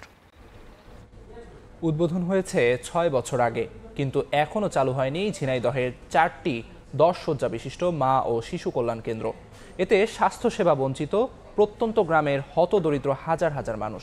দ্রুত হাসপাতালে চিকিৎসক সহ পর্যাপ্ত জনবল নিয়োগ দেওয়ার দাবি স্থানীয়দের। সংশ্লিষ্টরা বলছেন, বিষয়টি নিয়ে বারবার ঊর্ধ্বতন কর্তৃপক্ষকে অভিহিত করা হয়েছে। লোটাস রহমান সোহাগের রিপোর্ট। ঝিনাইদহের শৈলকুপা উপজেলার প্রত্যন্ত গ্রাম দুধসর। এখানকার মানুষের স্বাস্থ্যসেবার কথা চিন্তা করে সরকার নির্মাণ করে 10 শয্যা বিশিষ্ট মা ও শিশু কল্যাণ কেন্দ্র। আনুষ্ঠানিক উদ্বোধন হলেও জনবল নিয়োগ না হওয়ায় আজও চালু হয়নি হাসপাতালটি।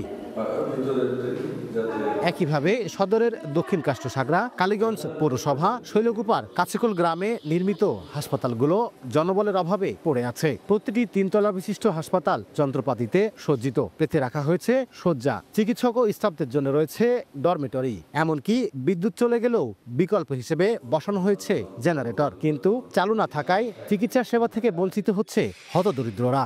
সেবা যত্ন আমরা সেরকমের পাইনি, এমন সময় আছে ওষুধই থাকে না। প্রায় 6 বছর এখানে প্রতিষ্ঠিত হয়েছে, কিন্তু এ পর্যন্ত চালু হয় নাই। ভালো ডাক্তার থাকতো, মেডিকেল অফিসার থাকতো, এরা সেবা পেত, ভালো সেবা পেত। আমাদের এই জায়গা চালু হলে অনেক সুবিধা হতো, আমাদের স্থানীয় আশেপাশের লোকজন একটু সুবিধা হতো।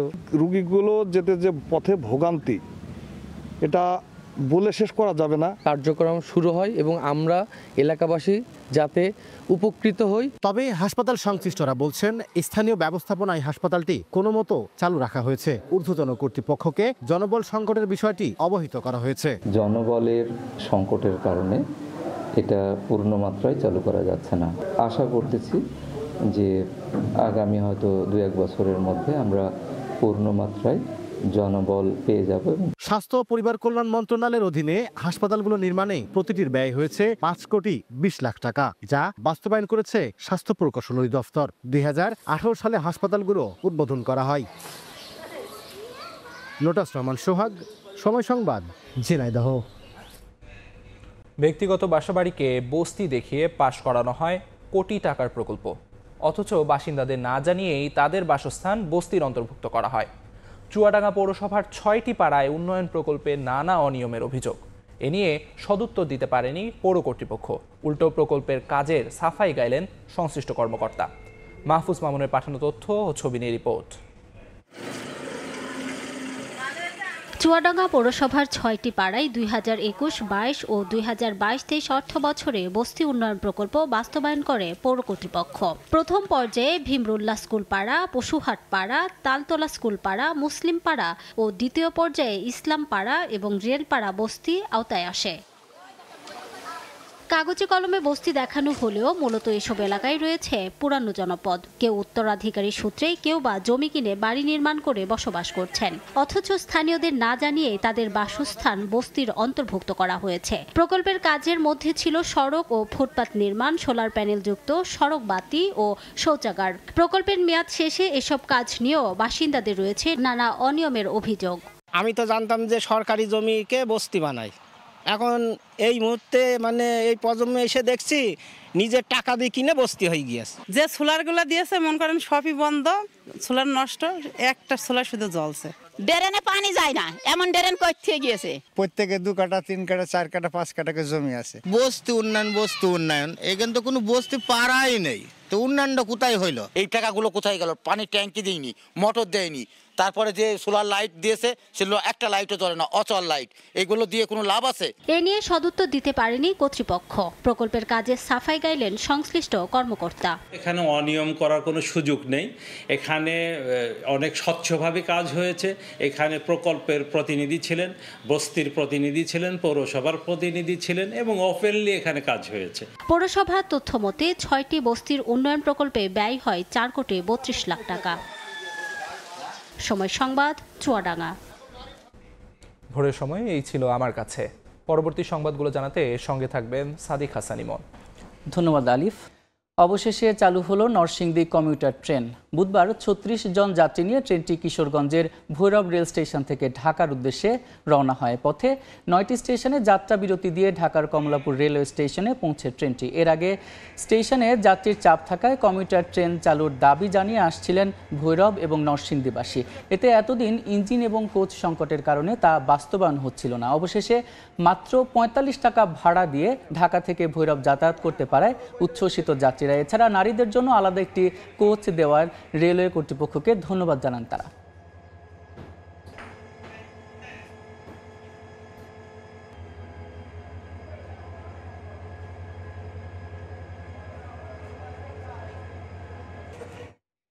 আবারও ঈদযাত্রার খবর। এই মুহূর্তে পদ্মা সেতুর টোল প্লাজায় আছেন সহকর্মী নাসিরউদ্দিন উজ্জ্বল এবং পাটুরিয়া ঘাট এলাকায় আছেন মোহাম্মদ ইউসুফ আলী। প্রথমে যাচ্ছি নাসিরউদ্দিন উজ্জ্বলের কাছে। পদ্মা সেতু দিয়ে উৎসব মুখর ঈদ যাত্রার আমেজ শুরু হয়ে গেছে। এর মধ্যে কিন্তু বিভিন্ন অঞ্চল থেকে লোকজন এই পদ্মা সেতু অতিক্রম করে যে বাড়ির পানে যাচ্ছেন এবং সেটি কিন্তু আমরা লক্ষ্য করছি যে মোটর সাইকেলের লম্বা লাইন কিন্তু এখন মাওয়া টোল প্লাজা ঘিরে দীর্ঘ হচ্ছে। একের পর এক মোটর বাইক আসছে আর সেটি কিন্তু পার হয়ে যাচ্ছে এবং অনেকে কিন্তু পরিবারে বাচ্চা স্ত্রী নিয়ে এই মোটর বাইকে ছুটছেন। তারা বলছেন যে এই সড়কটা দিয়ে যেতে তাদের একটা আলাদা ভালো লাগা। আবার এবার লম্বা ছুটির কারণে কিন্তু তাদের তাড়াহুড়ো নেই। অনেকে কিন্তু সেহরি শেষ করেই ভোরে রাজধানী থেকে রওনা করেছেন এবং সেটি কিন্তু পদ্মা সেতুর মাওয়া প্রান্তে লক্ষ্য করা যাচ্ছে এবং যেটি কয়েক বছর আগেও এখানে যে ফেরি বিড়ম্বনায় মানুষ কষ্টে দিনাতিপাত করত। এখানে যেই পুরো দিন এবং ঘন্টার পর ঘন্টা অপেক্ষা করতে হতো, অনেক সময় ঈদের জামাত পর্যন্ত এখানে পড়তে হতো, সেটি কিন্তু আর এখন নেই। এবং পদ্মা সেতু কর্তৃপক্ষ যেটি এখানে করেছে যে তাদের দুই পারে যে 17টি লেন রয়েছে, এর মধ্যে মাওয়া প্রান্তে 8টি লেনের মধ্যে একটি লেন কিন্তু মোটর বাইকের জন্য সংরক্ষণ করা হয়েছে। একই সঙ্গে তাদের যে টহল ব্যবস্থা এবং একজন সেতু কর্তৃপক্ষের পরিচালক তিনি কিন্তু সরাসরি এই মনিটরিংয়ে আছেন এবং তাদের যে 4টি পিক আপ রয়েছে তারা কিন্তু টহল দিচ্ছেন অনবরত এবং দ্রুত সময়ের মধ্যে যাতে টোল পরিশোধ করতে পারে সে ব্যাপারে কিন্তু কিছু বিশেষ ব্যবস্থা নেওয়া হয়েছে। আর ইটিসি সিস্টেম যেটি দুই পারে দুটি লেন রয়েছে সেটিও কিন্তু চালু করার চেষ্টা করছেন, তবে তারা আশা করছেন খুব শীঘ্রই এটা পাবলিক করা যাবে। এখন কিন্তু পাইলট প্রকল্প চলছে, যেসব গাড়িগুলো তাদের নিজস্ব রয়েছে তাদের কিন্তু এই ইটিসি সিস্টেমের সুযোগ রয়েছে, সেজন্য সেই লেনে পারাপার হচ্ছে। আর যেহেতু সেখানে টাকা লেনদেনের কোনো সুযোগ নেই সেই কারণে কিন্তু সেই লেনটি ব্যবহার করা যাচ্ছে না। বাকি সবগুলো লেন দিয়ে কিন্তু ট্রাক, মাইক্রোবাস এবং মিনি বাস সহ নানা রকম যান দ্রুত পারাপার হচ্ছে। এবং এই যে ঢাকা মাওয়া এক্সপ্রেসওয়ে সেখানে কিন্তু মুন্সিগঞ্জের অংশ যেটি রয়েছে এই মাওয়া থেকে একেবারে ধলেশ্বরী এক সেতু পর্যন্ত এই 6টি পয়েন্ট কিন্তু যে ঈদ যাত্রায় বিড়ম্বনার আশঙ্কা রয়েছে সেই সব কারণে কিন্তু পুলিশ নানা রকম প্রস্তুতি নিয়েছে এবং ঢাকা চট্টগ্রাম মহাসড়কে কিন্তু 6টি পয়েন্ট রয়েছে। দুই পার মিলে কিন্তু প্রায় 400 আইন শৃঙ্খলা রক্ষা বাহিনী কাজ করছে এবং মাওয়ায় যে পদ্মা সেতু সেখানে কিন্তু সেনাবাহিনী সহ বিভিন্ন পর্যায়ের আইন শৃঙ্খলা রক্ষা বাহিনী এখানে রয়েছে এবং সাদা পোশাকধারী লোকজন ছাড়াও যেখানে যেখানে জটলা তৈরি হতে পারে এবং যেখানে এই ফিটনেসবিহীন গাড়ি চলাচলের ব্যবস্থা এবং সর্বোচ্চ 80 কিলোমিটার গতির উপরে যানবাহনগুলো চলাচল করছে সেই জায়গাগুলোতেও কিন্তু নানা রকম টিম কাজ করছে। মোবাইল টিমের পাশাপাশি কিন্তু চেকপোস্ট করা হয়েছে এবং আপনারা লক্ষ্য করছেন যেই লম্বা যে মোটর বাইকের বহর সেখানে কিন্তু কেউই কিন্তু এখানে যে হেলমেট ছাড়া এবং তাদের যে নিয়মকানুন আছে সেই নিয়মকানুনগুলো ফলো করে কিন্তু পার হতে হচ্ছে এবং তারা বলছেন যে এই যে এই পদ্মা সেতুর যে টোল প্লাজায় সেখানে কিন্তু প্রায় 20,000-এরও বেশি যান গেল 24 ঘন্টায় পারাপার হয়েছে, সেটি কিন্তু আরও দিন দিন আরও বাড়তে শুরু করেছে এবং এই পরিস্থিতি এভাবে কিন্তু তারা চাচ্ছেন যে নির্বিঘ্নে ঈদযাত্রা সম্পূর্ণ করতে। তো এই ছিল আমার কাছে এই মাওয়া থেকে পদ্মা সেতুর ঈদযাত্রা সবশেষ। আমরা যাব পাটুরিয়ার খবর জানতে, সেখানে রয়েছেন সহকর্মী ইউসুফ।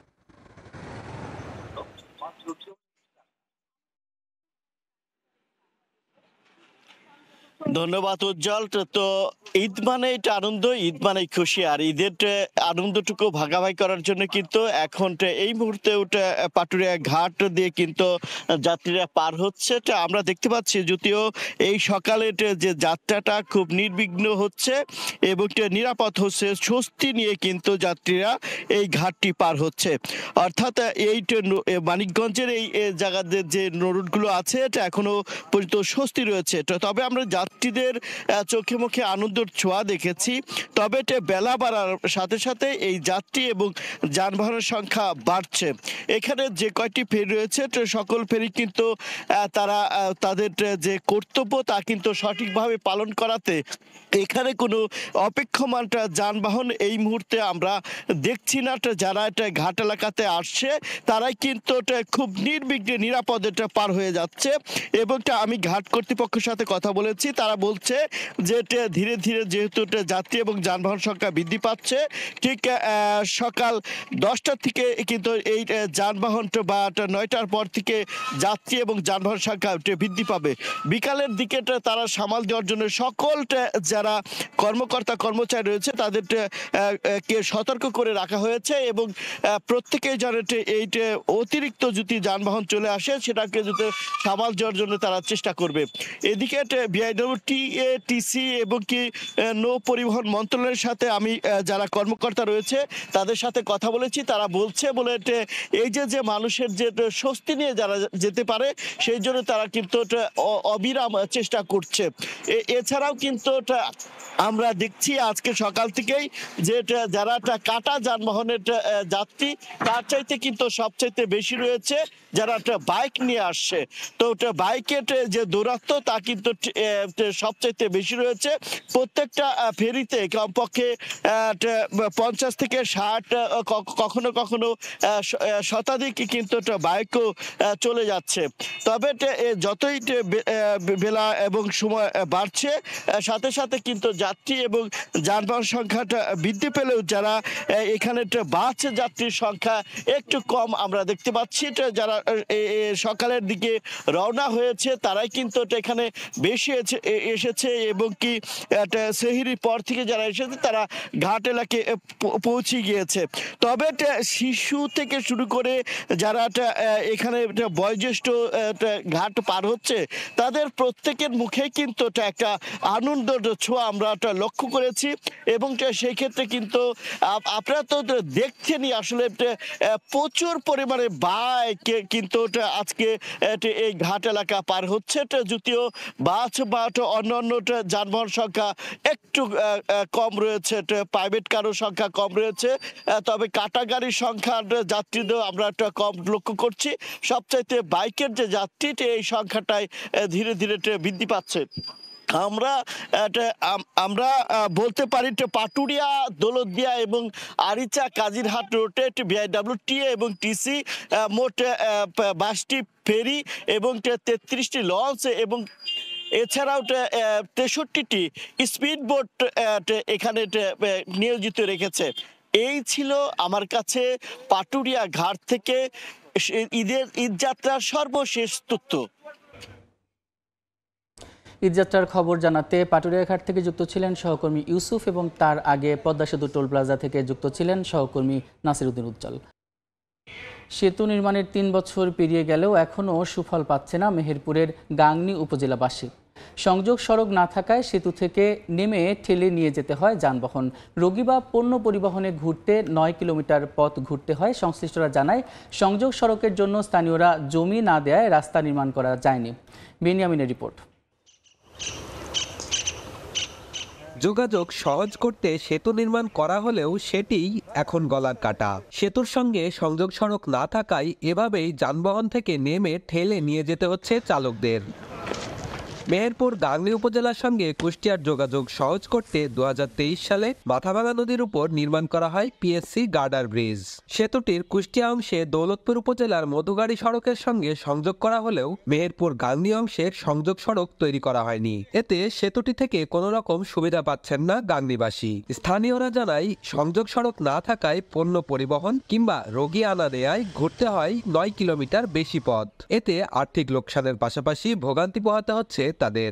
ধান করে গম করে তার তো নিয়ে আসতে পারছে না। মালামাল আনতে অনেক দূর ঘুরে আসা লাগে, এক্ষেত্রে আমাদের খরচটা বেশি পড়ে যায়। মানুষ চলাচল করতে পারছে না, তাহলে এই ব্রিজ করে লাভ হলো কি? সাধারণ মানুষ মনে করছে যে হয়তো জমিদাররা বাধা দিচ্ছে, কিন্তু আমরা তো কোনো বাধা দিইনি, আমাদের কোনো আপত্তি নাই। টাকা দেব ঘুরে নিয়ে বেড়াই, টাকাও দেয় না, কাজও করে না, আমরা লিখিতও দিয়েছি।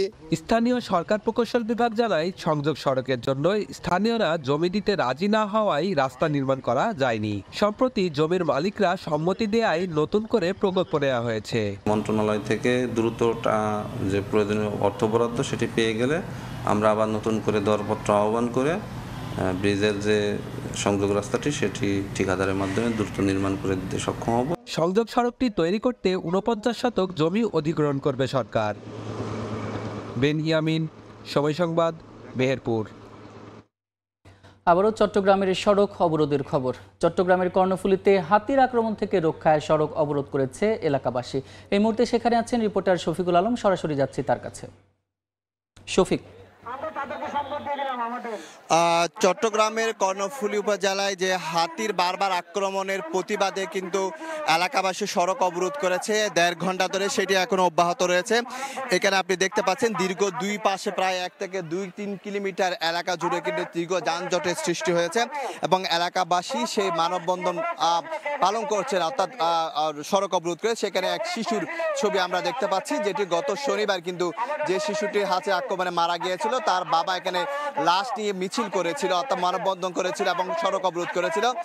সেই সময় কিন্তু প্রশাসন তাদেরকে 4 দিনের সময় বেঁধে দিয়েছিলেন এবং হাতির আক্রমণ থেকে রক্ষায় নানা পদক্ষেপ নেওয়ার কথা বলেছিলেন, কিন্তু সেই পদক্ষেপ না নেওয়ায় কিন্তু আজকে এই যে কেপিজেডি এখানে কিন্তু আবারও সকাল ভোর থেকে কিন্তু এই আন্দোলন শুরু করেছে।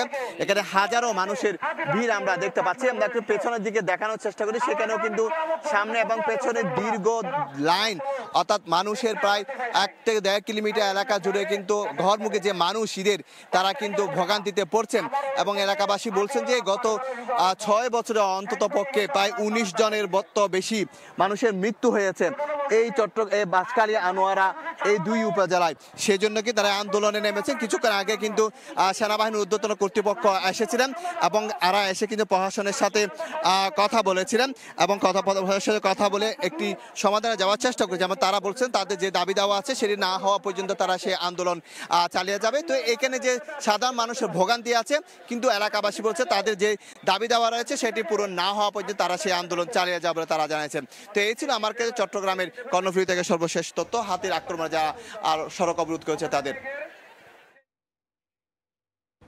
চট্টগ্রাম সড়ক অবরোধের খবর জানাচ্ছিলেন সহকর্মী শফিক। নাটোরে ধর্ষণ মামলায় 4 অভিযুক্তকে গ্রেফতার করা হয়েছে। গতরাতে বাগাতিপাড়ায় অভিযান চালিয়ে বিভিন্ন এলাকা থেকে তাদের গ্রেফতার করা হয়। এর আগে বাগাতিপাড়া থানায় ওই 4 জনের বিরুদ্ধে মামলা করেন ভুক্তভোগীর মা। ভুক্তভোগী তরুণীর সঙ্গে অভিযুক্ত মেহেদি হাসানের প্রেমের সম্পর্ক ছিল। গত 5 মার্চ অনৈতিক প্রস্তাবে রাজি না হলে এলাকার একটি আমবাগানে তরুণীকে নিয়ে গিয়ে ধর্ষণ করে মেহেদি ও তার 3 বন্ধু।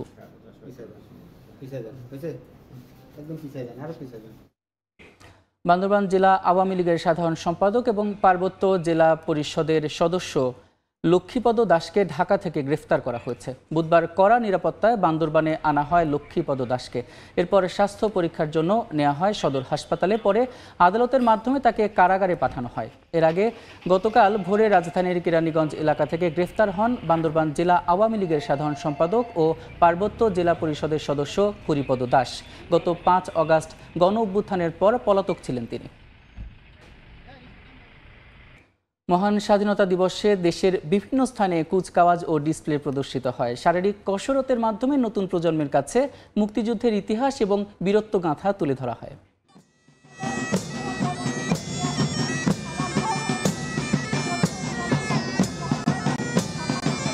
স্বাধীন বাংলাদেশ সৃষ্টির পেছনে রয়েছে সংগ্রাম আর আত্মত্যাগের ইতিহাস। মুক্তিযোদ্ধাদের সেসব গৌরবগাথা আর মাথানত না করার ইতিহাস তুলে ধরা হয় শারীরিক কসরতে। বুধবার সকালে চট্টগ্রাম, বরিশাল, রংপুর, বগুড়া সহ অনুষ্ঠিত হয় স্বাধীনতা দিবসের কুচকাওয়াজ। বাদ্যের তালে সুশৃঙ্খলভাবে এগিয়ে যায় বিভিন্ন শিক্ষা প্রতিষ্ঠানের শিক্ষার্থীরা। তাদের মনোমুগ্ধকর পরিবেশনা উপভোগে প্যারেড গ্রাউন্ডে ভিড় করেন সর্বস্তরের মানুষ। জাতির শ্রেষ্ঠ সন্তানদের স্মরণ করে ডিসপ্লের মাধ্যমে তাদের আদর্শ দেশপ্রেম ও স্বাধিকার আন্দোলনের গৌরবগাথা তুলে ধরা হয়। বৈষম্যহীন, দুর্নীতিমুক্ত সোনার বাংলাদেশ করার প্রত্যয় ব্যক্ত করেন শিক্ষার্থীরা। এই দিনে মাঠ পাসের মাধ্যমে শহীদদের শ্রদ্ধা জানিয়েছি। শহীদের রক্ত যাতে বৃথা না যায় এবং তাদের রক্তের বিনিময়ে যাতে আমাদের একটা বৈষম্যহীন, দুর্নীতি মুক্ত একটি বাংলাদেশ গড়ে ওঠে। আমার দেশকে যেভাবে সুন্দর করে গড়ে নিয়ে যেতে হয় সেভাবে ঠিক গড়ে নিয়ে যাব আমরা। আসলে দেশপ্রেম না থাকলে আমাদের দেশে নাগরিক হয়ে ওঠা যায় না, কারণ নাগরিক হতে গেলে দেশপ্রেম খুবই প্রয়োজনীয়। এছাড়া স্বাধীনতা দিবস উপলক্ষে কয়েকটি জেলায় চিত্রাঙ্কন প্রতিযোগিতা ও হাডুডু সহ বিভিন্ন খেলার আয়োজন করা হয়। ফাহরিয়া ফারজানা, সময় সংবাদ। স্বাধীনতা দিবসে দেশের বিভিন্ন নৌঘাঁটিতে নৌবাহিনীর যুদ্ধ জাহাজ সর্বস্তরের মানুষের জন্য উন্মুক্ত রাখা হয়। এজন্য এ সময় নৌ কর্মকর্তারা যুদ্ধ জাহাজের বিভিন্ন যন্ত্রাংশ সহ যুদ্ধের কৌশল এবং কাজ তুলে ধরেন দর্শনার্থীদের কাছে। স্বাধীনতা দিবস উপলক্ষে সর্বসাধারণের জন্য উন্মুক্ত রাখা হয় বাংলাদেশ নৌবাহিনীর যুদ্ধ জাহাজগুলো। বুধবার দুপুর 12টা থেকে বিকেল 4টা পর্যন্ত চট্টগ্রাম নেভাল জেটিতে উন্মুক্ত রাখা হয় যুদ্ধজাহাজ বানৌজা সমুদ্র অভিযান। এ সময় দর্শনার্থীদের হ্যামিল্টন শ্রেণীর ফ্রিগেট এ জাহাজটির গৌরবোজ্জ্বল ভূমিকা তুলে ধরেন নৌ কর্মকর্তারা। নৌবাহিনীর যে যুদ্ধজাহাজ, এগুলো তো সচরাচর দেখা হয় না, এগুলোর সাথে সন্তানকে পরিচয় করিয়ে দেওয়া, নিজেও দেখা। সমস্ত রোমাঞ্চকর কার্যক্রম এবং অ্যাডভেঞ্চারাস কার্যক্রম আমরা পরিচালনা করি, আর সেগুলো সম্পর্কে তারা সবাই একটা সম্যক ধারণা লাভ করবে।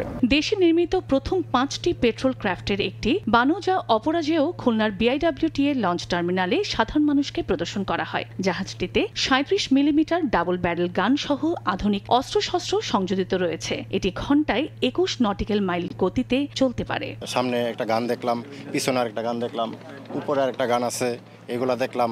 আরও কিছু জিনিস দেখলাম যেগুলো আমরা আগে কখনো দেখি নাই। আর এই জাহাজ পরিচিতি কার্যক্রম ও জাহাজে বাংলাদেশ নৌবাহিনীর নাবিক এবং কর্মকর্তাদের জীবনধারা সম্পর্কে তারা জানতে পারেন। বরিশালের কীর্তনখোলা নদীতে নৌবাহিনীর জাহাজ বানৌজা পদ্মা পরিদর্শন করেন দর্শনার্থীরা। এছাড়া চাঁদপুর শহরের ডাকাতিয়া নদীর পুরনো লঞ্চ টার্মিনালে উন্মুক্ত রাখা হয় যুদ্ধজাহাজ শহীদ ফরিদ। আমরা নদীকে ভালোবাসি, পানিকে ভালোবাসি, সেই কারণে আমরা নৌবাহিনীকে ভালোবাসি এবং এরকম উদ্যোগ সবসময় হবে ইনশাল্লাহ। এটা চোরাচালান কারবার দমন, আমাদের কোস্টাল এরিয়ার সুরক্ষা নির্ধারণ এবং সুনীল অর্থনীতিকে যে চাকা আমরা বজায় রাখি, মার্চেন্টশিপকে প্রতিরক্ষা দান, এই কাজে এই পেট্রোল ক্রাফট ব্যবহার করা হয়। মোংলায় বাংলাদেশ নৌবাহিনী ও কোস্টগার্ডের 2টি যুদ্ধজাহাজ এবং পটুয়াখালীর কলাপাড়ায় কোস্টগার্ডের একটি যুদ্ধজাহাজ উন্মুক্ত করে দেওয়া হয়। পাশাপাশি বিভিন্ন জাহাজ ও ঘাঁটিতে মুক্তিযুদ্ধ বিষয়ক বিশেষ প্রামাণ্যচিত্র প্রদর্শন, আলোচনা সভার আয়োজন করা হয়। চন্দ্রা বিশ্বাস, ববি, সময় সংবাদ। স্বাধীনতা দিবস উপলক্ষে হিলিতে মিষ্টি দিয়ে শুভেচ্ছা বিনিময় করেছে বিজিবি ও বিএসএফ। বুধবার দুদেশের সীমান্তে চেকপোস্ট গেটের শূন্যরেখায় এই শুভেচ্ছা বিনিময় হয়। এ সময় হিলি আইসিপি ক্যাম্প কমান্ডার সুবেদার ভারতের ৭৯ ব্যাটালিয়নের এসি রোহিত শর্মার হাতে 4 প্যাকেট মিষ্টি তুলে দেন। সীমান্তে সৌহার্দ্য, সম্প্রীতি ও ভ্রাতৃত্ববোধ বজায় রেখে দায়িত্ব পালনে প্রতিবছর দুদেশের বিভিন্ন ধর্মীয় ও জাতীয় উৎসবে বিজিবি এবং বিএসএফ একে অপরকে মিষ্টি এবং বিভিন্ন সামগ্রী, উপহার সামগ্রী দিয়ে শুভেচ্ছা জানিয়ে থাকেন। কৃষ্ণ সাগরে হামলা বন্ধে রাজি হলেও কিছু শর্ত জুড়ে দিয়েছে রাশিয়া। এক বিবৃতিতে ক্রেমলিন জানায়, রুশ ব্যাংকের ওপর দেয়া নিষেধাজ্ঞা তুলে নিতে হবে পশ্চিমাদের। এ বিষয়ে ইউরোপীয় ইউনিয়ন স্পষ্ট জানিয়েছে, ইউক্রেন থেকে রাশিয়া সব সেনা সরিয়ে নিলেই কেবল নিষেধাজ্ঞা প্রত্যাহার করা হবে। এদিকে মার্কিন পররাষ্ট্রমন্ত্রী মার্কো রুবিও বলেছেন, রাশিয়ার শর্ত মূল্যায়ন করে দেখা হবে, তবে এতে সময় প্রয়োজন। অন্যদিকে যুদ্ধবিরতির চলমান আলোচনার মধ্যেই ইউক্রেনকে $215 কোটি সামরিক সহায়তা দেওয়ার ঘোষণা দিয়েছে ফ্রান্স। কৃষ্ণ সাগরে হামলা বন্ধে রাশিয়া ও ইউক্রেনের সম্মত হওয়ার বিষয়টি মঙ্গলবার জানায় যুক্তরাষ্ট্র। এ সময় মস্কোর ওপর থেকে কিছু নিষেধাজ্ঞা প্রত্যাহারের চেষ্টা করবে বলেও জানিয়েছিল ওয়াশিংটন। এবার চুক্তি পূরণের শর্ত জুড়ে দিয়েছে রাশিয়া। কৃষ্ণ সাগরীয় নৌ নিরাপত্তা চুক্তি কার্যকর করতে কয়েকটি শর্ত পূরণ করা প্রয়োজন বলে জানিয়েছে রুশ প্রেসিডেন্টের কার্যালয় ক্রেমলিন। একই সঙ্গে তাদের অভিযোগ, আগের চুক্তিতে মস্কোর প্রয়োজনীয়তাগুলো উপেক্ষিত হয়েছিল।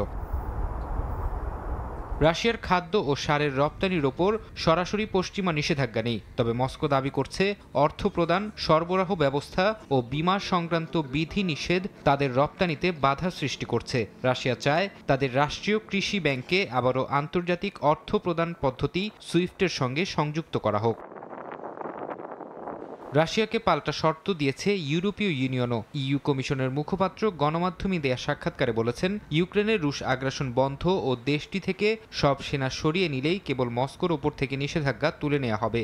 এ বিষয়ে ফরাসি প্রেসিডেন্ট ইমানুয়েল ম্যাক্রো বলেছেন, এখনই রাশিয়ার ওপর থেকে নিষেধাজ্ঞা তুলে নেওয়ার সময় হয়নি। বুধবার ইউক্রেনের প্রেসিডেন্ট ভলোদিমির জেলেনস্কির সঙ্গে এক যৌথ সংবাদ সম্মেলনে কিয়েভকে নতুন করে $215 কোটি সামরিক সহায়তা দেওয়ার ঘোষণাও দেন ম্যাক্রো। এদিকে রাশিয়ার দেয়া শর্ত পর্যালোচনা করবে বলে জানিয়েছে যুক্তরাষ্ট্র। মার্কিন পররাষ্ট্রমন্ত্রী মার্কো রুবিও বলেছেন, রাশিয়ার শর্ত মূল্যায়ন করে দেখা হবে, তবে এতে সময় প্রয়োজন। ফরহাদ চৌধুরী, সময় সংবাদ। চীন যুক্তরাষ্ট্রের প্রধান সামরিক এবং সাইবার হুমকি।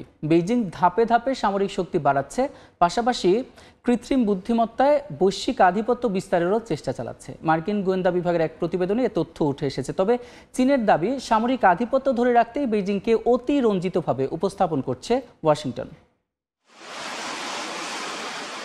তাইওয়ান ইস্যুতে দীর্ঘদিন ধরে যুক্তরাষ্ট্র চীনের মধ্যে অস্থিরতা বিরাজ করছে।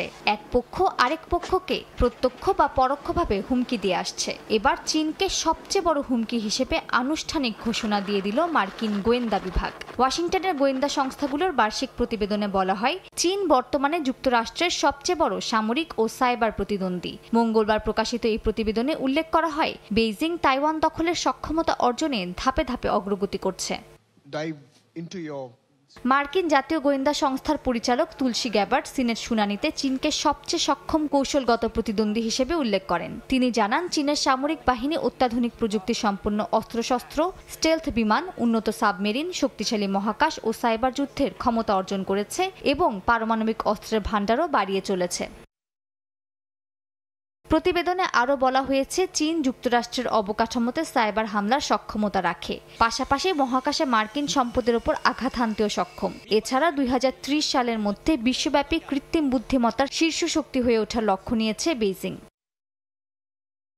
প্রতিবেদনটির সঙ্গে চীনের সাইবার নিরাপত্তা শিল্প সংস্থার একটি প্রতিবেদনের মিল রয়েছে। সেই প্রতিবেদনে বেইজিং ওয়াশিংটনের বিরুদ্ধে দীর্ঘমেয়াদী ও বড় ধরনের নেটওয়ার্ক হ্যাকিংয়ের অভিযোগ আনে। ওয়াশিংটনে চীনা দূতাবাসের মুখপাত্র লিও পেংইউ বলেছেন, যুক্তরাষ্ট্র দীর্ঘদিন ধরে চীনকে অতিরঞ্জিতভাবে উপস্থাপন করছে, যা তাদের সামরিক আধিপত্য বজায় রাখার অজুহাত হিসেবে ব্যবহার করা হচ্ছে।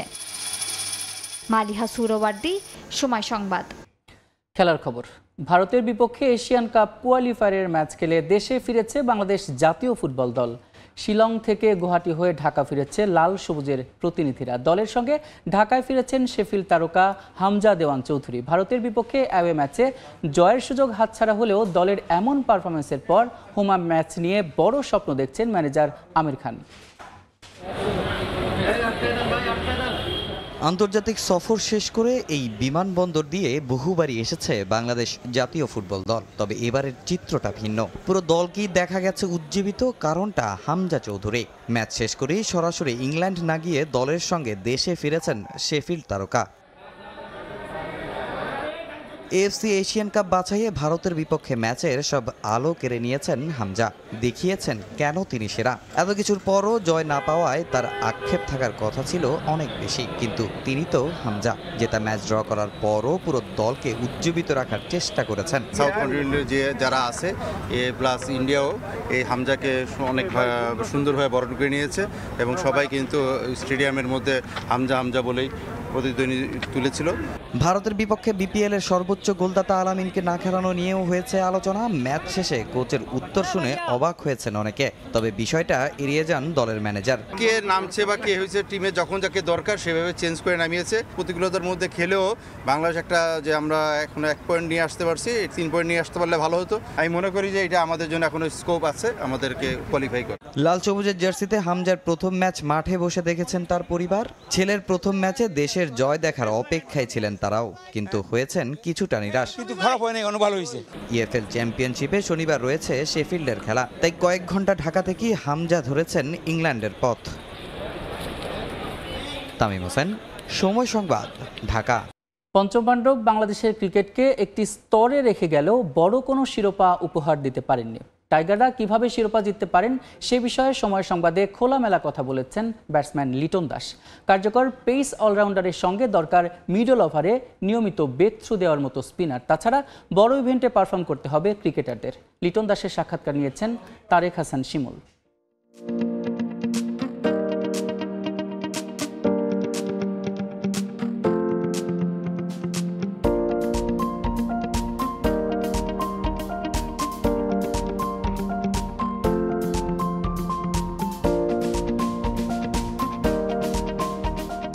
টি-20 ফরম্যাটে বাংলাদেশে আসলে মানে কীভাবে দেখেন ভবিষ্যৎ? কারণ আমাদের কিন্তু এই 5 জন একটা স্তরে নিয়ে গেছে ক্রিকেটকে, বাট কোনো শিরোপা নেই তাদের। তারা যে লেভেলের লেজেন্ড, তাদের একটা ডিজার্ভ ট্রফি বাট পায়নি। আপনাদের ওই টার্গেটটা কোথায়? ট্রফিটা আসলে পাওয়ার জন্য অনেক কিছু লাগে। এটা জিনিসটা এমন না যে আপনি একদিন ভালো খেলে ফেলবেন, 2 দিন ভালো খেলবেন, ট্রফি পেয়ে যাবেন।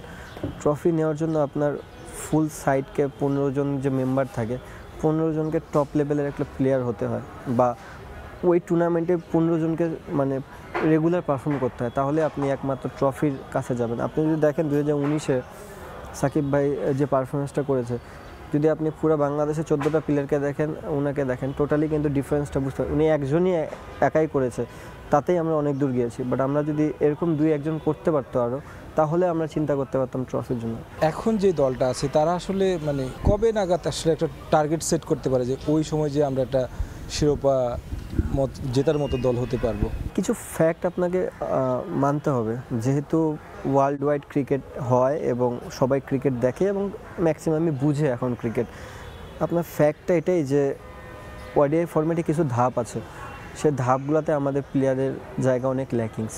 সো ওই ধাপগুলো যতদিন পর্যন্ত আপনি ফিল আপ না করতে পারতেছেন, আপনার সব সময়ের জন্য আপনি স্ট্রাগল করবেন। ধাপগুলো হচ্ছে, আমাদের বাংলাদেশে কোনো সলিড অলরাউন্ডার নেই, যেটা আপনি বহির্বিশ্বে যতগুলো টিম দেখবেন যারা 5, 6, 7 ব্যাটিং করে, একটা solid allrounder, pace bowling allrounder হয়, যেখানে বাংলাদেশের নাই। বাংলাদেশের আগে লেগ স্পিনার ছিল না, এখন একটা লেগ স্পিনার আসছে, যে কারণে কিন্তু আমরা অনেকগুলো জায়গায় দেখবেন একটু ডিফারেন্ট রোল প্লে করতেছে। যদি এই লেগ স্পিনারটা নাও থাকতো তাহলে কিন্তু আরও স্ট্রাগল করতো। এটা একটা plus point. But at the same time এখন যে ক্রিকেট চলতেছে 50 ওভারে, আপনার 11 থেকে 40-এর মধ্যে এই জায়গায় আমাদের উইকেট টেকিং একটু কম হয়ে যাচ্ছে। আমার কাছে যেটা মনে হয় যে আমাদের যে 20 ওভারের যে স্পিন সাইড, এখানে যদি আমরা একটু উইকেট বের করতে পারি, তাহলে আমার মনে হয় যে আমরা গেমে বেশি থাকবো।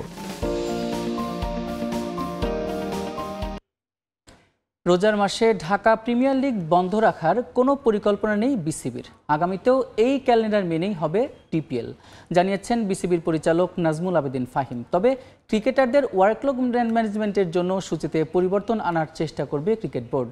টানা খেলা না রেখে রিকভারি সেশনের দিকে মনোযোগ দেওয়ার কথা জানিয়েছেন ফাহিম।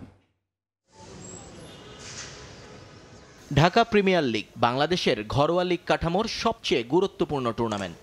সারা বছর প্রায় চাতক পাখির মতো ক্রিকেটাররা অপেক্ষা করেন এই একটা আসরের জন্য। অর্থকড়ি এবং খেলার মানের কারণেই এর চাহিদা ক্রিকেটার, ক্লাব এবং সমর্থকদের কাছে অনেক বেশি।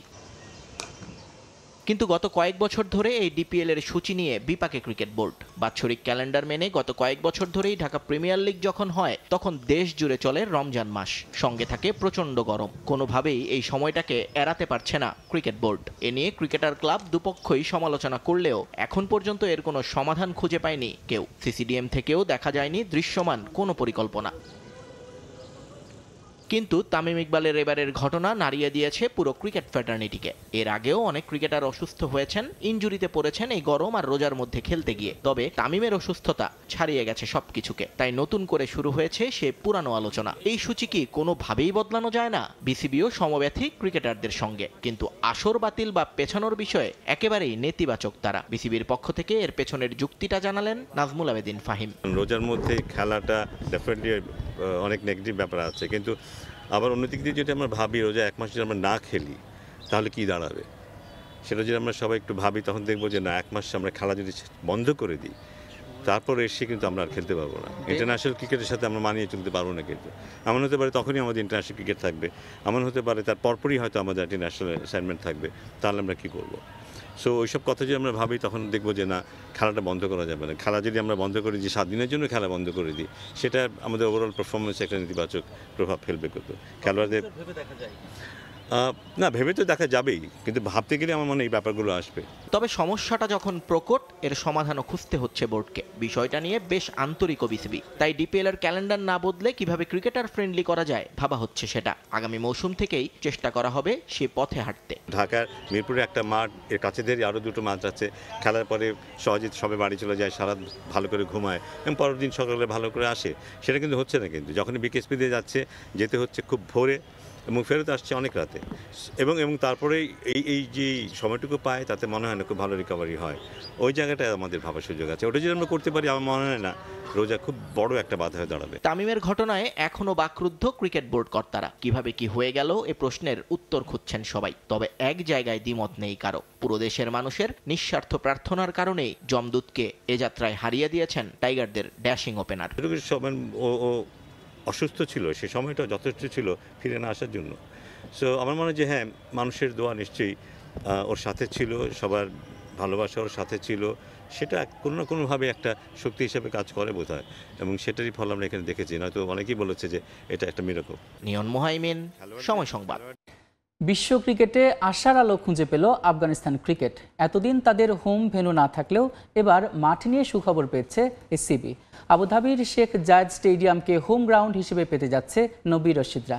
আগামী 5 বছর আবুধাবিতে হোম ম্যাচ খেলতে পারবে আফগানিস্তান। চুক্তি অনুযায়ী আফগানিস্তান দল আবুধাবিতে ক্যাম্প করতে পারবে এবং আফগানিস্তানের এ ও বয়স ভিত্তিক দলের ম্যাচগুলো শেখ জায়েদ স্টেডিয়ামে আয়োজন করতে পারবে এসিবি। বিশ্ব ক্রিকেটে দিন দিন নিজেদের অবস্থান শক্ত করছে আফগানিস্তান। যদিও তাদের ক্রিকেট উন্নয়নের বড় চ্যালেঞ্জ মাঠ সমস্যা। রাজনৈতিক অস্থিরতা ও নিরাপত্তা শঙ্কার কারণে আফগানরা নিজেদের দেশে কোনো আন্তর্জাতিক ম্যাচ খেলতে পারে না। সংযুক্ত আরব আমিরাতের বিভিন্ন ভেন্যুতে তারা হোম সিরিজ খেলে। অবশ্য এমন প্রতিকূল অবস্থার মধ্যেও ক্রিকেটে এগিয়ে যাচ্ছে আফগানরা। খেলার প্রতি ভালোবাসার কারণে এসিবির দিকে সাহায্যের হাত বাড়িয়ে দিয়েছে সংযুক্ত আরব আমিরাত। আফগানিস্তান ক্রিকেট দলকে শেখ জায়েদ স্টেডিয়ামকে হোম গ্রাউন্ড হিসেবে দিয়েছে আবুধাবি। আগামী 5 বছর এই স্টেডিয়ামে নিজেদের হোম ম্যাচগুলো খেলবে আফগানিস্তান। এ নিয়ে ইতিমধ্যে Abu Dhabi cricket and sports hub ও আফগানিস্তান ক্রিকেটের মধ্যে চুক্তি সম্পন্ন হয়েছে। আফগানিস্তান ক্রিকেটের জন্য বিশ্বমানের একটি হোম ভেন্যু দেয়া সম্মানের বিষয়। আমাদের ভেন্যুর সুবিধাগুলো ইতোমধ্যে বিশ্বের সেরা খেলোয়াড়দের স্বাগত জানিয়েছে। এই চুক্তি বিশ্বব্যাপী খেলাধুলা ও ক্রিকেটের প্রতিভা বিস্তার করতে কাজে লাগবে। আমরা বিগত কয়েক বছর আফগানিস্তানকে আতিথ্য দিয়েছি, এখন আবুধাবিতে তাদের দ্বিতীয় হোম ভেন্যু হিসেবে দিতে পেরে আমরা আনন্দিত। চুক্তি অনুযায়ী আফগানিস্তান দল আবুধাবিতে ক্যাম্প করতে পারবে। সঙ্গে আফগানিস্তানের এ এবং বয়সভিত্তিক দলের ম্যাচগুলো জায়েদ স্টেডিয়ামে আয়োজন করতে পারবে এসিবি। এডিসিএস-এইচ এর সঙ্গে যুক্ত হতে পারা আনন্দের বিষয়। আবুধাবির প্রিমিয়াম সকল সুবিধার ব্যবহার করার সুযোগ পাওয়া আফগানিস্তান ক্রিকেটের জন্য বড় অর্জন, বিশেষ করে বয়সভিত্তিক পর্যায়ের জন্য। আমাদের প্রশিক্ষণ কেন্দ্র হিসেবে আবুধাবিকে পাওয়া ও বয়সভিত্তিক পর্যায়ের জন্য এটি ঘরের মাঠ হিসেবে ব্যবহার করতে পারা আমাদের ক্রিকেটের ভবিষ্যতের জন্য গুরুত্বপূর্ণ ভূমিকা রাখবে। এমন চুক্তি আফগানিস্তান ক্রিকেটের জন্য মুখ্য ভূমিকা পালন করবে বলে মনে করছেন ক্রীড়া বিশ্লেষকরা। রিফাতুল ইসলাম মিরন, সময় সংবাদ, ঢাকা। এ পর্যায়ে শীর্ষ সংবাদগুলো জানিয়ে দিচ্ছে আরেকবার। আজ চীনের বুয়াও সম্মেলনে যোগ দেবেন প্রধান উপদেষ্টা। সফরে 8টি সমঝোতা স্বাক্ষর সইয়ের সম্ভাবনা। বিনিয়োগ বাড়াতে জোর, সুদ কমানো ও ঋণ পুনঃ তফসিল নিয়ে আলোচনার পরামর্শ। উৎসব উদযাপনে ফাঁকা হচ্ছে ঢাকা। মহাসড়কে চাপ বাড়লেও ভোগান্তিহীন ঈদযাত্রা। স্বাচ্ছন্দ্যে বাড়ি ফিরছে মানুষ। ব্রাহ্মণবাড়িয়ায় 4 লেনের কাজে দুর্ভোগের শঙ্কা।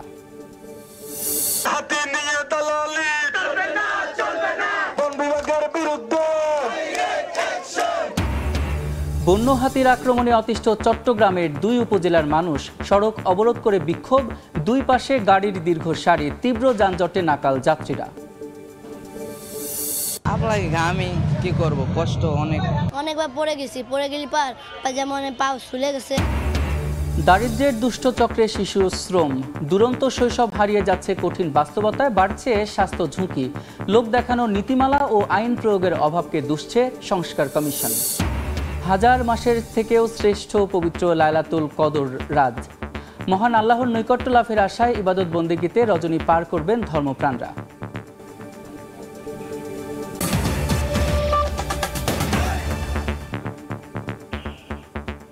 এই ছিল ভোরের সময়, সঙ্গে থাকুন সময়ের।